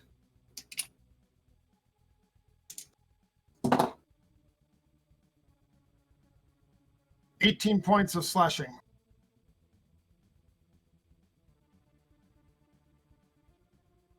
Third attack. Dice are doing sequential numbers today, a 12 and a 13 for 26 to hit. 26 hits.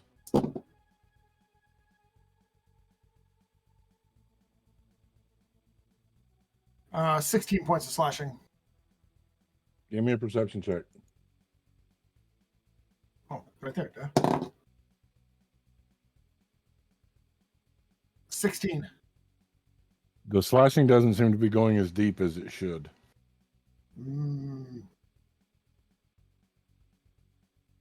And I think, yep, that would be my turn for now. All right. Garnet.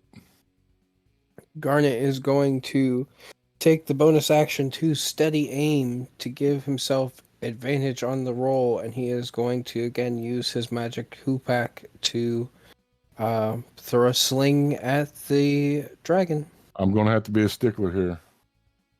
There's crystals between you and the dragon. The dragon's gargantuan. That is true.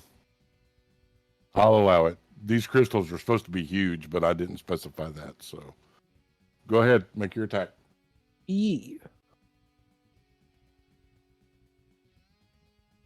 That is a 24.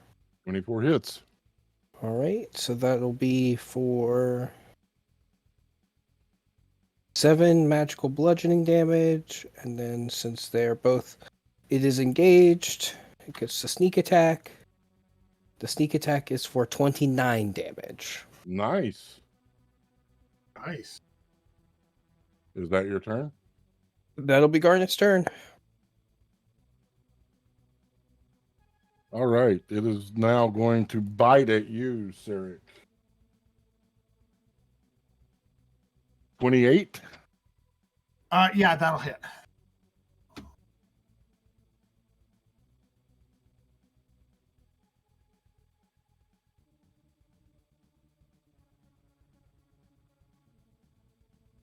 $16 points of piercing damage. Okay. And I need a wisdom saving throw. Oh no. Does a 23 work? You feel this impulse wash over you. You know this is the beginning of your people. This creature is what brought Dragonborn to be. You should be defending it. But you're able to resist that urge. As a claw comes swiping at you. That will miss. Dirty 20. You know what? Reaction. Yeah, why not? I'm gonna use my new ability.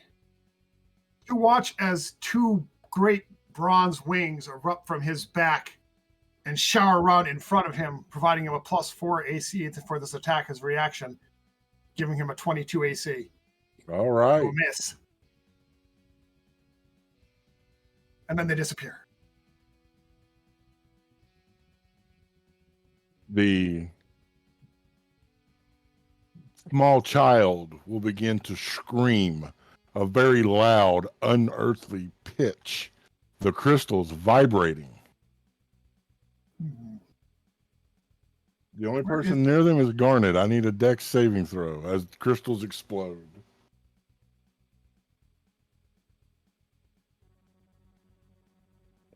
18.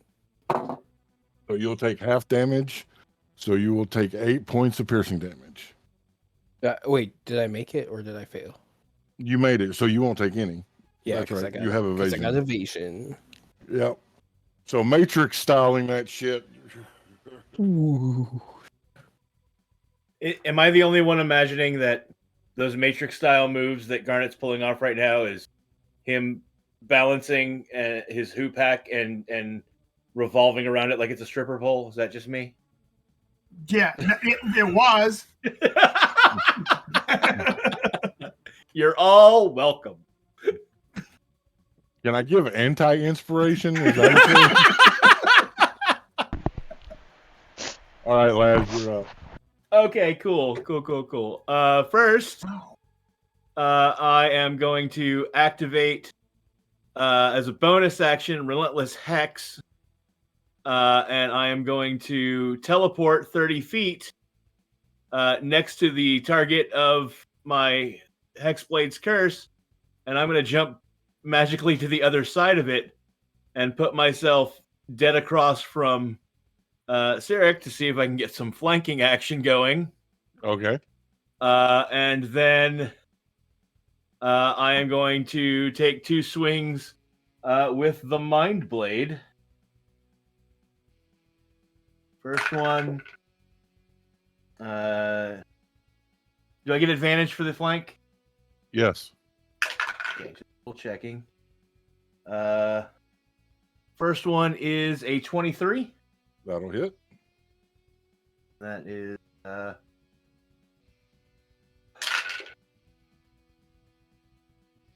2 3D.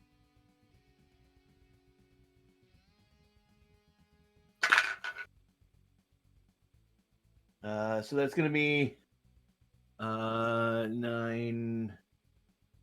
15 points of slashing. I know. It doesn't bite as deep as it should. That's fine. No, I'm sorry. That's wrong. It takes 10 points of slashing. It takes 7 plus 5 is 12. 12 points of necrotic, and it takes 9 points of psychic. All right. And then my next attack is 26, 26 will hit. and that's 11 points of slashing.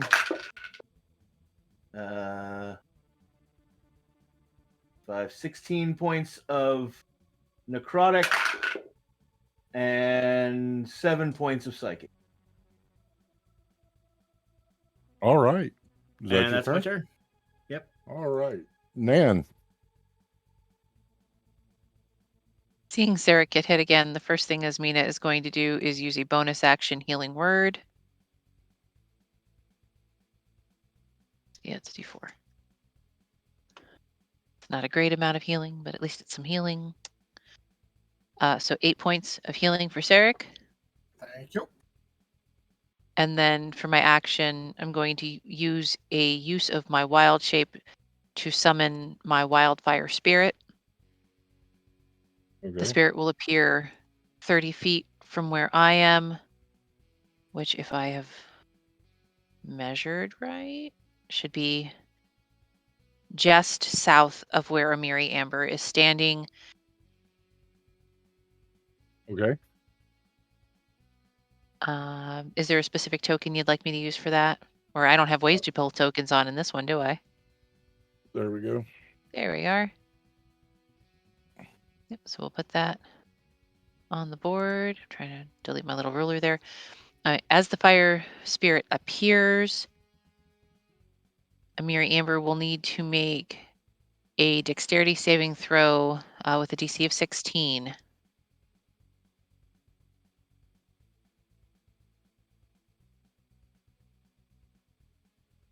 That is 16 exactly. All right, so no damage from that.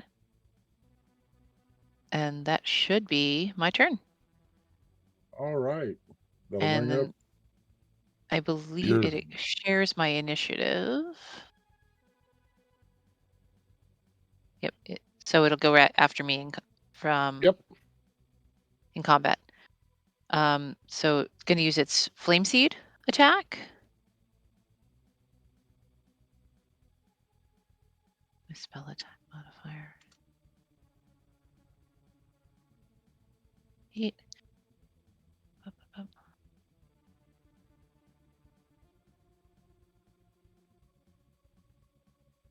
So that's going to miss because that's only 12. Okay. Is that your and the spirit's turn? Yes. I will bring up Brika. All right. Yeah. First things first, I'm going to use my movement to go about 20 feet towards the bottom of our map to kind of get myself a little away from the dragon, but also a little closer to where she is. And then I am going to spend the points to quicken a level 5 Dispel Magic targeted at the dragon. What are you trying to dispel on the dragon?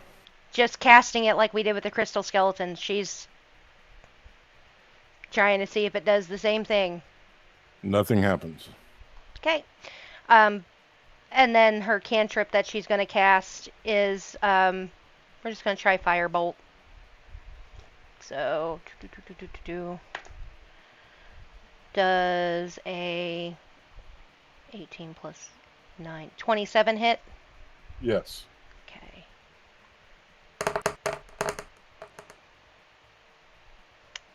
And that is 27 points of fire damage.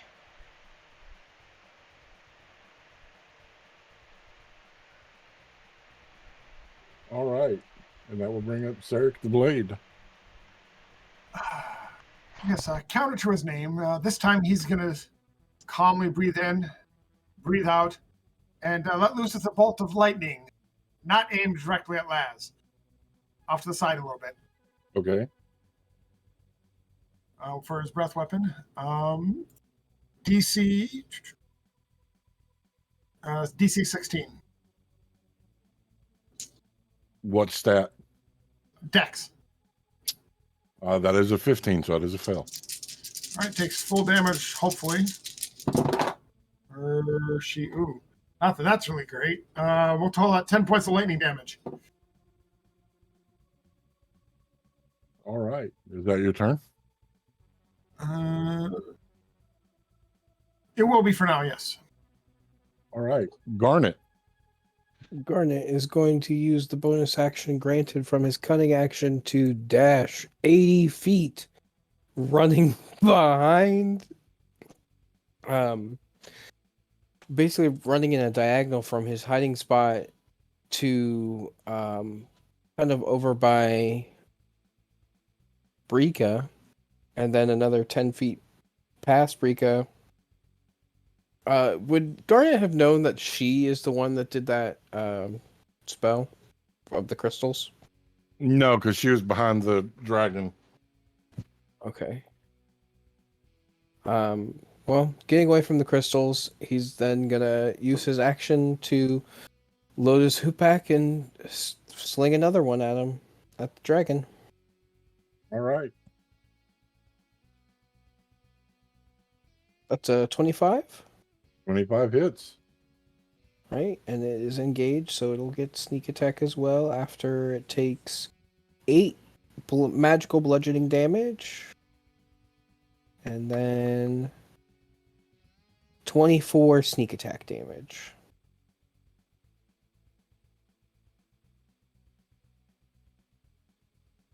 And that'll be Garnet's turn. All right. It is going to take one of its legendary actions. Turning its head towards you, Garnet, its eyes begin to glow a bright purple. Counterspell. It's not a spell. Okay. This wisp, like a will-o-wisp, emerges from its eyes and slams into you. I need a dexterity saving throw.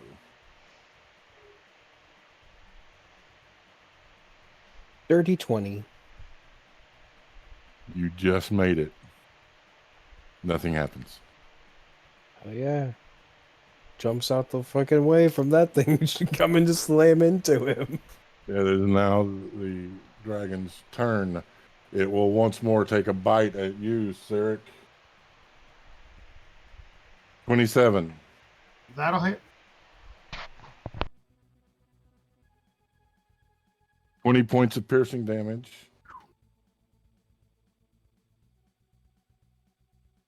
It's starting to hurt. Claw attack. 24. Yeah, I'll have to take that one.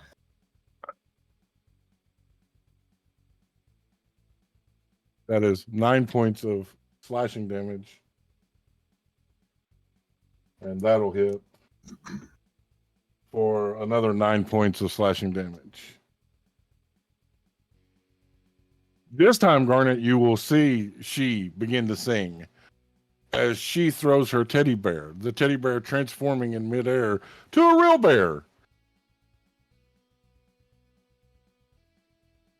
Garnet lets out the holy fucking shit. All right, and that'll be Lazarian's turn. Cool.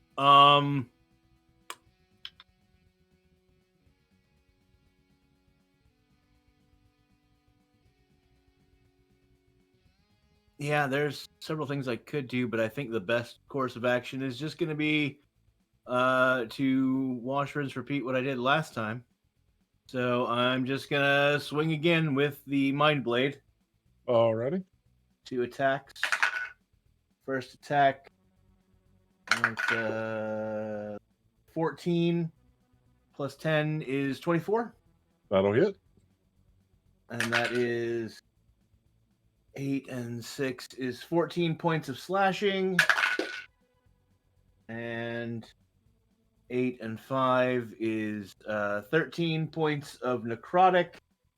And 6 points of psychic. Okay. Second attack is a crit. That's a natural 19, and when I'm attacking a target that I have Hexblade's Curse, 19 or 20 become a critical hit. All right. Do the $ crit weapon. This is considered a big bad, so the insta-death does not count. Right.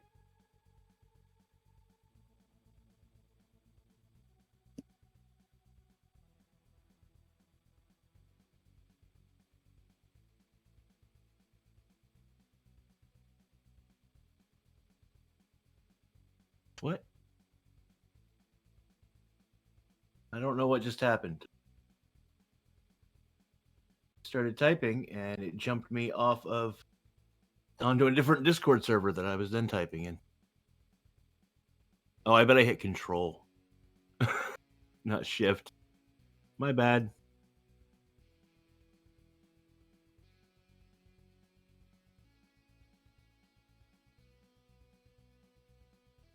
Normal critical hit. Yep. All right, so that's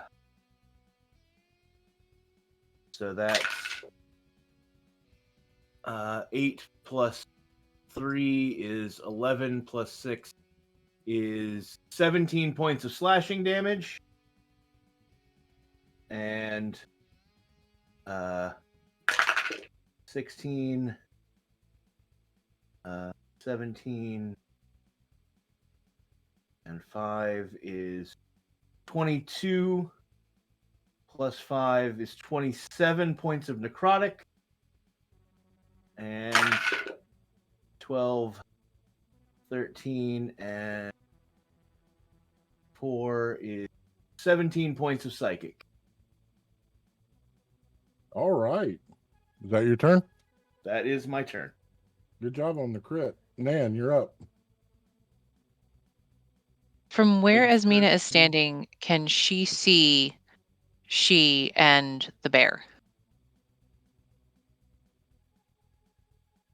Yes. All right. Asmina is going to cast Freedom of the Waves. You conjure a deluge of seawater in a 15-foot radius, 10-foot tall cylinder centered on a point within range. I'd like to center that kind of between them so that they're both caught in the edges of it, but that Garnet is not. The water takes the form of a tidal wave, a whirlpool, or water spout. We're going to use a water spout. Each creature in the area must succeed a strength saving throw. It's of a DC of 16, or take 2d8 bludgeoning damage and be knocked prone. They both fell? All right. Do you want me to roll just one set of damage for the both? Yes. All right. So they are going to take 10 points of bludgeoning damage and be knocked prone. Okay. And then the fire spirit is going to move closer to Sarek and use fiery teleportation to pull him back 15 feet. Guess I should measure before I start moving anything. Right there. All right. So we're going to move them back, pull them back 15 feet so that they are close to Asmina. And the dragon, Amira Amber, will need to make a DC 16 set of dex. My apologies, I'm having to flip back and forth between things.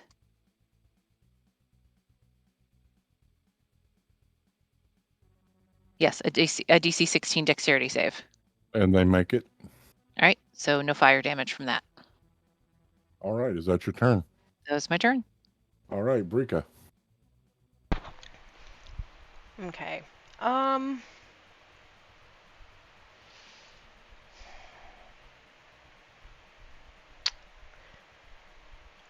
gonna save it and see what happens. She's gonna do her cantrip firebolt on the dragon. Okay. I'm sorry. 22 hit. 22 hits. Okay.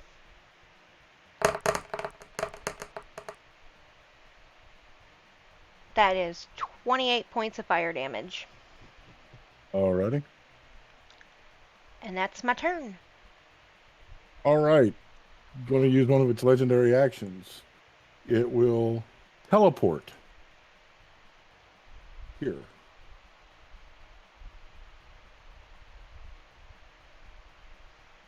And that will bring up Sarek. Rude. Great grandmother, that's rather rude of you. And he will take a 5-foot step around Nan so he can get clear of her. He will then take a bonus action to take let's see, where is that? Take second wind to get back some hit points. Okay.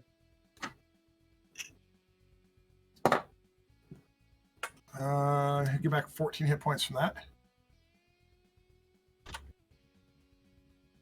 And then he's going to present Arabane's patience and let loose with a cone of cold onto the dragon. Okay.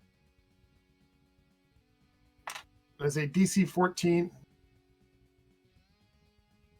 A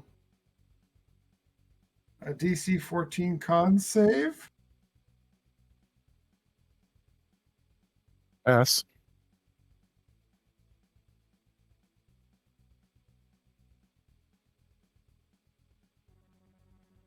Did you pass? Yes. Oh, I heard that. I saw you measuring on the board, and that worried me. I don't know why it would make me paranoid at all as you're measuring that distance. 10, 11,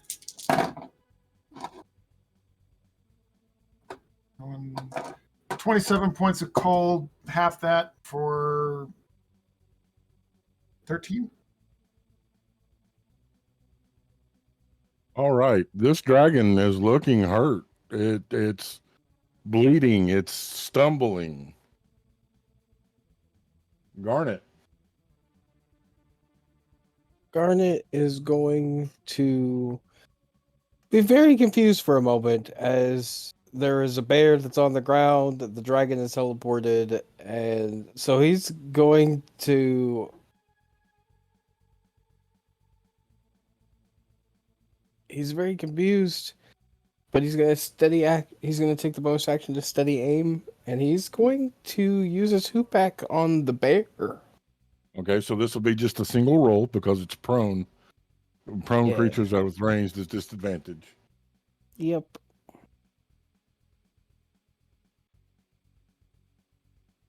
Uh, 15? 15 will hit. Alrighty.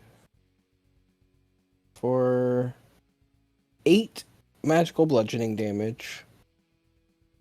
And the bear will fall dead. Alright. Hell yeah. Turning Gurnett back into a teddy bear. will do like a fist pump, like yes, like he's accomplished something. And that'll be his turn. All right. It is now Amiri's turn. I need Sarek, Nan, the Fire Elemental, and Lazarian to make dexterity saving throws, please.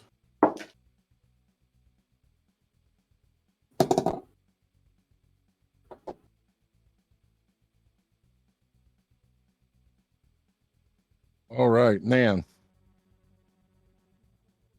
Nan's is 17. That is 56 points of piercing damage. Oof, 56. Yes. Ouch. Sarek. The 7 I rolled failed, but I will use Indomitable to reroll one failed saving throw and throw my dice all over the place. And I threw it on the ground. Damn straight I did. I rolled a 1. 56. And Les. 16. 56. And the Yep. spirit rolled a 19. 28. Hey, Tier, what type of damage? Piercing. All right. And that'll bring up Lazarian. Cool. For the record, the rule is we can drink a healing potion as You a can- bonus action, but we have to roll, but we then roll for it, right? Right. Or as an action and get full health. Get full max. Full effect. Yeah. Yeah, full effect. Yeah. No, fuck it. I'm gonna bonus action drink a healing potion. Hope for the best. At all. So I get 9 points back. Better than nothing. The right button lock, heal. And then I am gonna move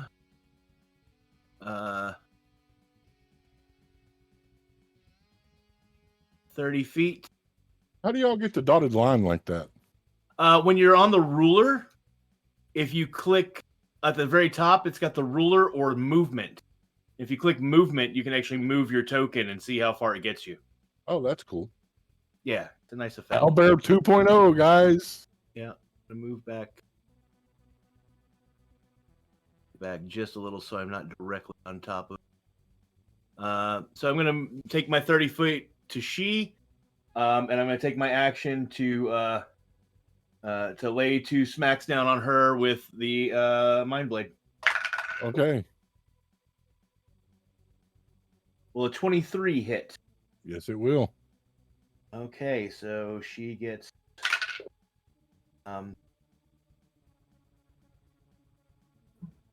7 plus 6 is 13 She's points dead. of slashing. Cool. Wait, does this cost? Do I need an action or anything to do this? Never gotten to use this power before. I'm so excited. Where is it? Where is it? Slay a humanoid.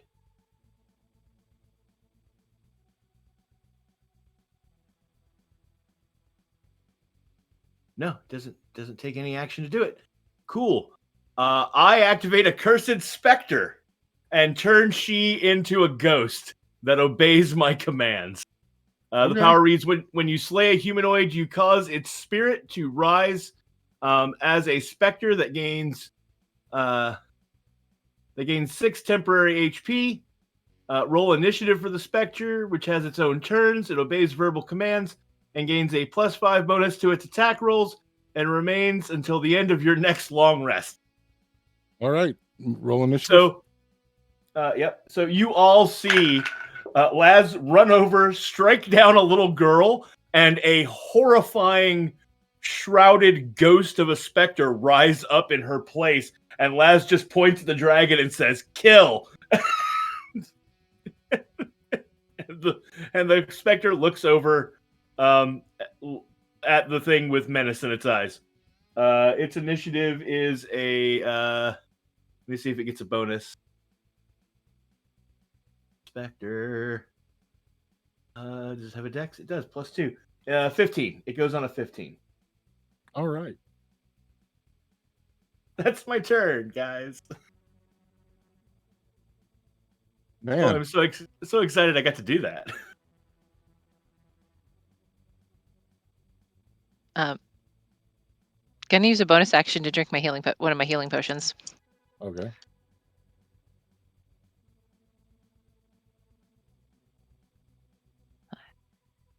That's 9 points of healing. That's not much, but it's something.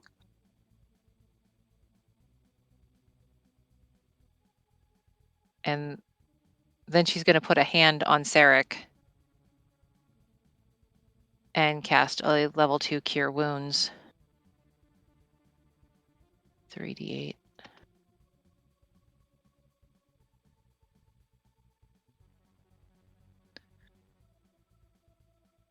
$14 points of healing for Sarek. Yay. And then the Fire Spirit.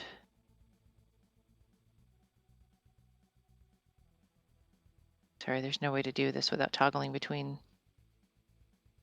The fire spirit will use their flame seed attack. Where's my 20? There it is.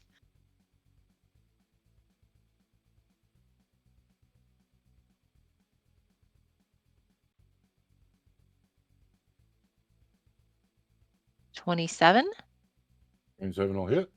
Yay, I finally hit something.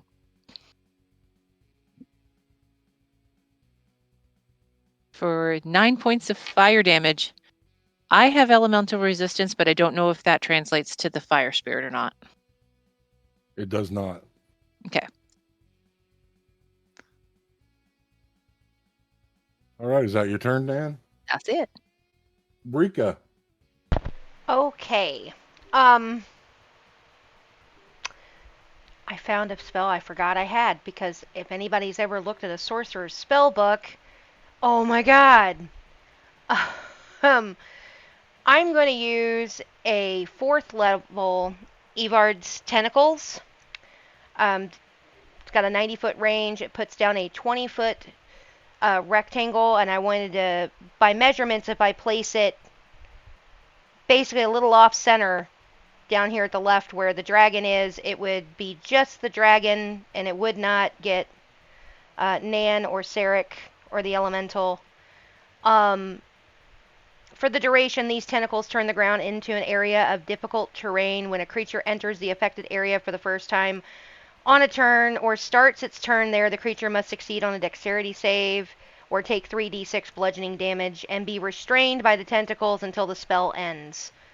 A creature that starts a turn in the area is already restrained by the tentacles and takes the damage. Okay. Alright. Excellent. Alright. Sarah.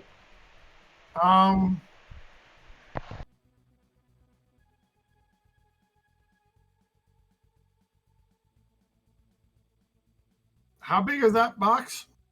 20 foot. So yeah, your guys should have room at the edge, because where it's getting, if I don't know, Tyr would have to put the thingy up there, but it's a 20-foot. What's the name of the spell? I've got all kinds of spells. Evard's Black Tentacles.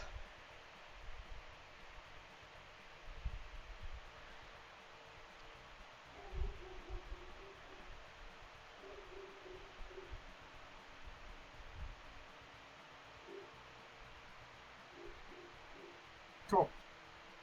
I just wanted to make sure I wasn't going to step into something when I step forward to Yeah, you guys should have a little bit of room to step up to it on the right side of it. All right. Sarek will take a 5-foot step to get into range with Airbane's patience. He will then activate Fighting Spirit and take 3 swings with Airbane's patience at this point. Okay.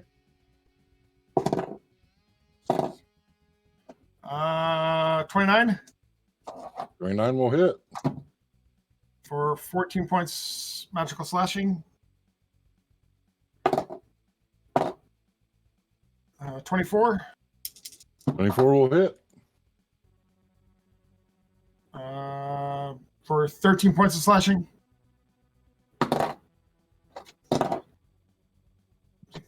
30 That hits.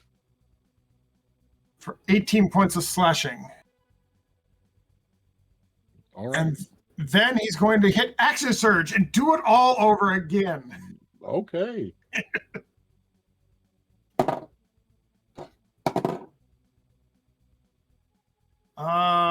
18. 18 does not hit. Okay. 26. Hits. Yeah, 10 points of slashing. And for the final hit, Survey says,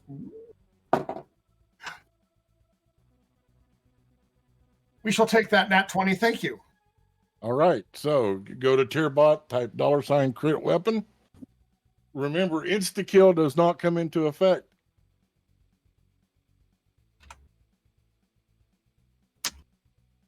Normal critical hit.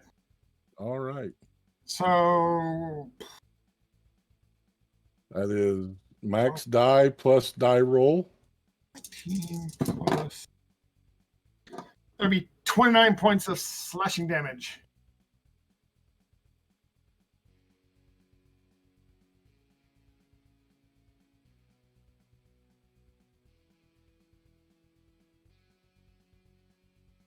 All right. Is that your turn? That's all I got left. Sarek, you will see the same purple will-o-wisp that Garnet saw slam into your chest. As it takes a legendary action, I need a dexterity saving throw. Ooh, that's not good. DC is 20. Not even, unless I roll the nat 20. Nope, I got a 4. That is 42 points of fire damage.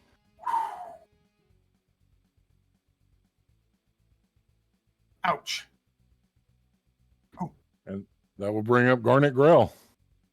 Garnet Grell, seeing this actions, is going to keep moving around. Gonna move about 15 feet south towards the edge of the map, and then is gonna load his hoopak and take a shot at the dragon.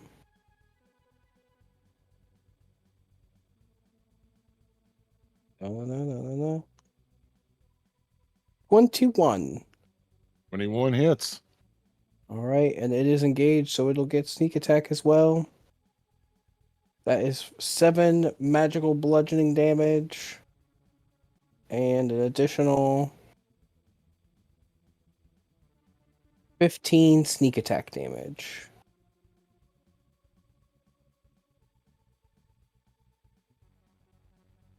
All right, is that your turn? As a bonus action, Garnet's gonna do something that he hasn't done in a hot second, which is, he's gonna taunt it. He's going to start screaming at it. Hey, yo, big poo poo baby over here. Do you need someone to change a diaper for you? I'd probably be a big diaper, big stinky baby. You're a big stinky baby. Ooh. It needs to be. It needs to Horrible at succeed. this. It needs to succeed at a Wisdom saving throw, DC 16. I rolled a natural 17. Damn. Okay, well, nothing happens then. All right. Brika, go ahead and roll your 3d6 because it's starting its turn in your tentacles. Okay. And you need to do a 17 dex save. And it is restrained. Okay. So that is 7 points of bludgeoning damage.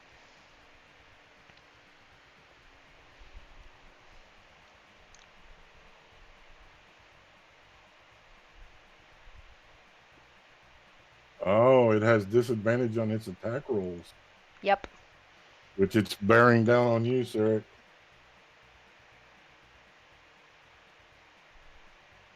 $24. That'll hit. No, it won't. Reroll that. I will use the Airbane's Patience Wheel of the Time. 18. I will use my reaction to again sprout wings that reach around in front of me and provide protection to give me to a 22 Your AC. reaction was using the Wheel of Time. Oh, shoot, that's right. Damn it. It still hits then. Because if it eats, it beats. Damn it.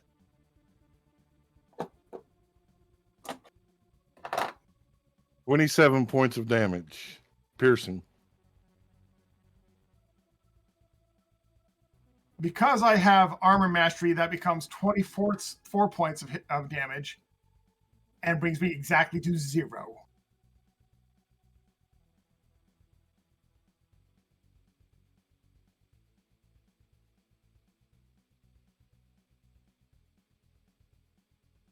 So I gotta close. roll. I gotta roll. I gotta see if it will continue attacking you or do something else. Yep.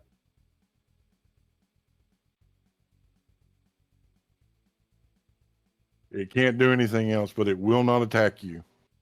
So it forfeits its attacks.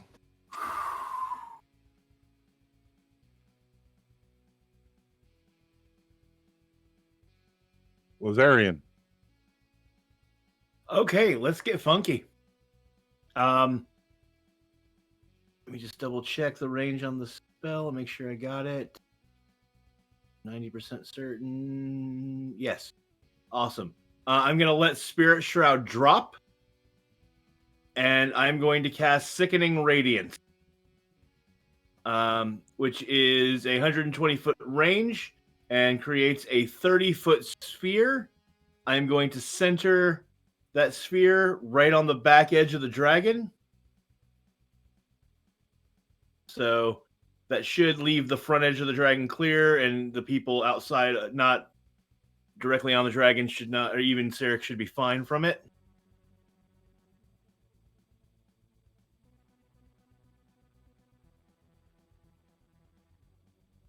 Yeah, you can move your sphere wherever you want it. That's the actual Sickening Radiance Yep. template. Perfect. That looks good. That is not hitting anybody else. All right. So, having cast that, then, it doesn't take effect until the creature starts its turn in the area or moves into the area for the first time. Okay. So we'll come back to that when appropriate. Bonus action. I'm gonna pull out another healing potion and drink that shit. Okay. I forgot I bought healing potions at some point because when I went to mark that one off, I realized I had 7 of them. So that's another 9 points of healing. Thank you kindly. All right. And that will do my turn, I think. All right. It's going to use a legendary action. The glowing embers will fly at you, Nan. I need a dexterity saving throw.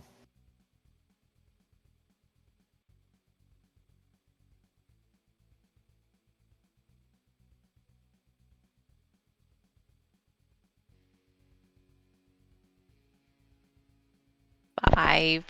Impose 42 will. points of damage. Oh.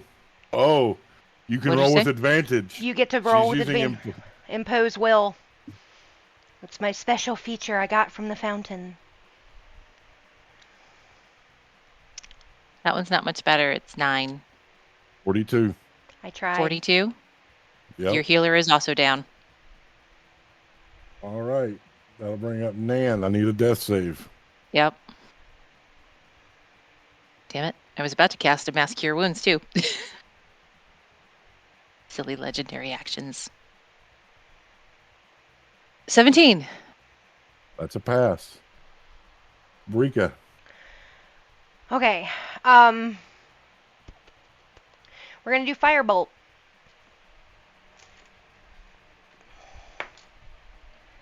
And does a 23 hit. 23 hits. I'm going to tell you before you roll damage. Okay. It has 2 hit points. But it's resistant to fire. Okay. So it takes half damage.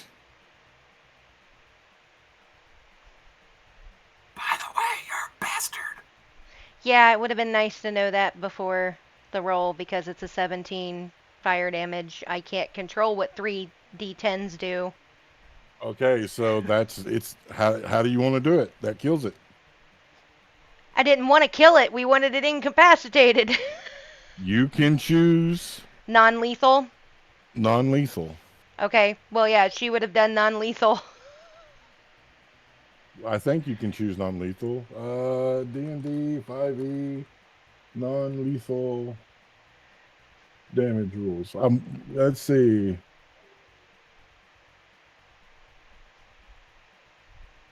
That was an attack roll, so that's Yes. counted as a melee attack. You can make the choice on a melee attack. So yeah, you can choose non-lethal. It would be non-lethal. So the dragon collapses. All right. And On who? I don't think it does on anybody. Why put that in his brain? Damn it.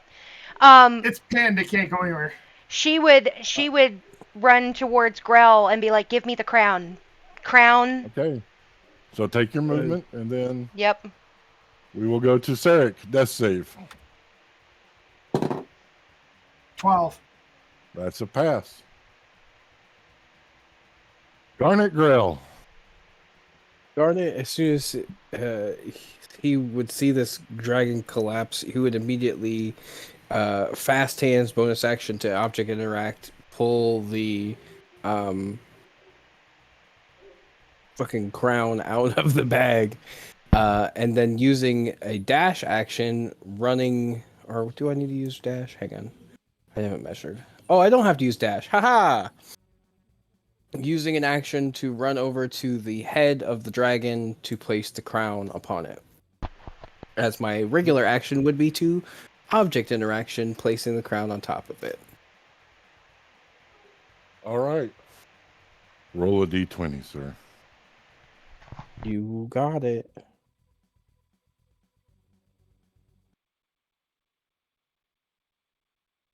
$12.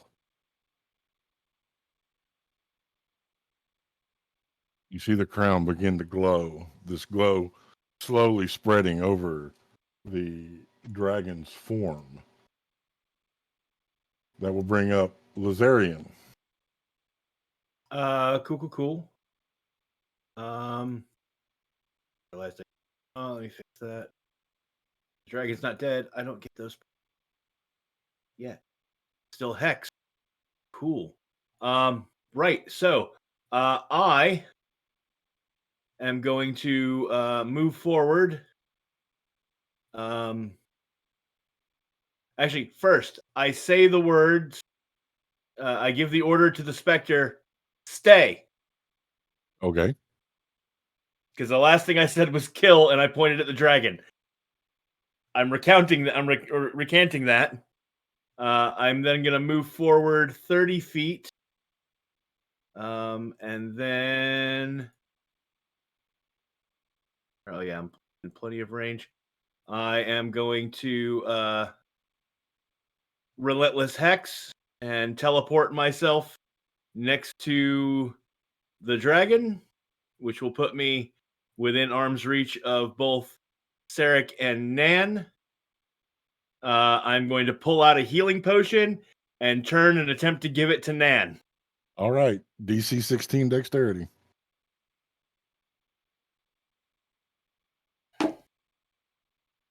I rolled a 13 and I have a +3, so that is exactly 16. All right. Go ahead and roll the amount for the healing potion. 6 and 2. Nan gets 8 points back. You come back, Nan, stabilized 8 points, still prone. That'll bring up Nan.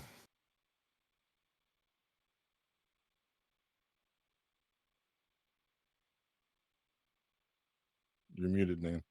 Yeah, I'm trying to fix my. There we go. I was trying to fix my HP. It kept turning it back to 0 after I tried to put in the 8. Sorry about that. Oh, You're back. Sarek needs help. yes. Oh, my head hurts. Esme. Gonna let Esme take over. Okay. As soon as Esmina takes over, she's going to cast mass healing, mass cure wounds,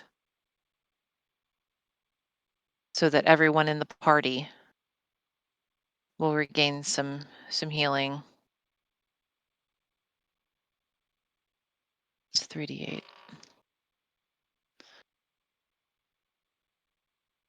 How many creatures does this affect? And do you specify the creatures? I get to specify the creatures. Okay. Just making sure. It is up to 6 creatures of my choice. Okay. So it'll be the 5 of us in the party, So not the dragon? not the dragon. Okay. He sounds so disappointed. It'll be 10. It'll be 10 points of healing for each of us in the party. Woot. Derek, you come too.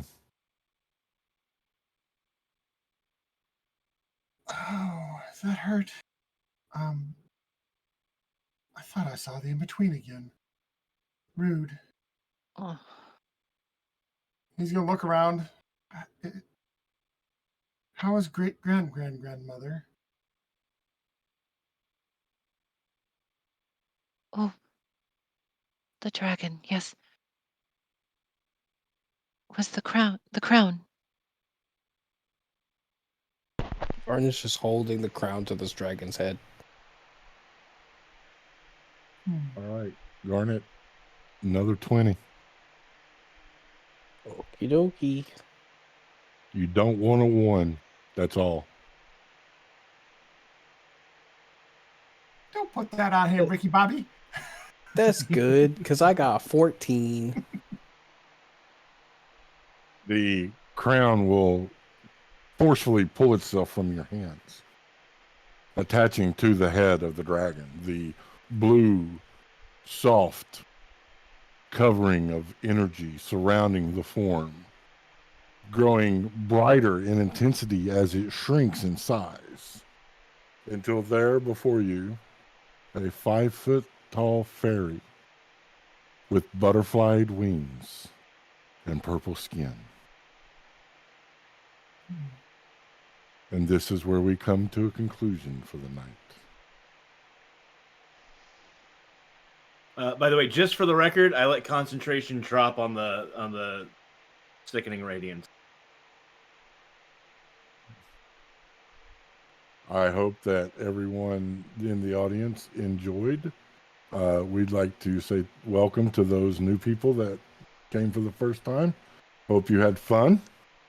I want to say thank you to my players. I hope you enjoyed. See, it wasn't that bad of a fight. Only 2 of us died. You didn't You didn't die. You were just unconscious for a short period of time. Since we only took 1 break, we're going to give a shout out to our 2 affiliates. Go ahead, Locke. Yeah, we'd like to thank our other partners in this endeavor, which are NordVPN. They provide military-grade security for all your devices.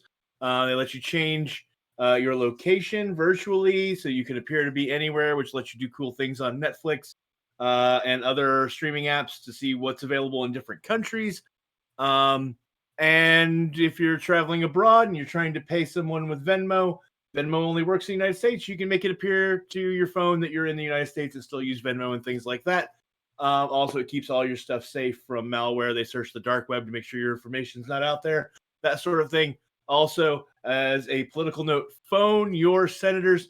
There is an act called the Data Act that is in the Foreign Affairs Committee that they're trying to get out onto the Senate floor. That is going to make VPNs illegal because they're trying to ban TikTok and they don't know how to write text-specific language. So phone your representatives and tell them this is a really awful idea. It's a bad bill. Also, we would like to thank our other partners in Endeavor, Phineas Coffee. They make great coffee to help you keep awake and going while you're gaming. Go try Phineas Coffee. To try NordVPN, go to willofthedice.com and click the link there. On our homepage to try Phineas Coffee, go to bit.ly/Phineas. WOTD Phineas. WOTD Phineas. Sorry, I had to look to remember what it was. Enjoy some coffee, guys. And thank you for tuning in. And go give props to our partners. All right. So, again, seriously, thank you for tuning in. We hope that you had fun. I know it started a little slow and then went into a hell of a combat, but this was a mini boss fight. And I knew that my team would pull it out. And you all did. I'm proud of you. Aww.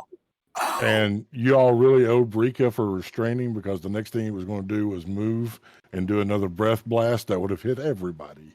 So good job, Brika. Like I said, All right.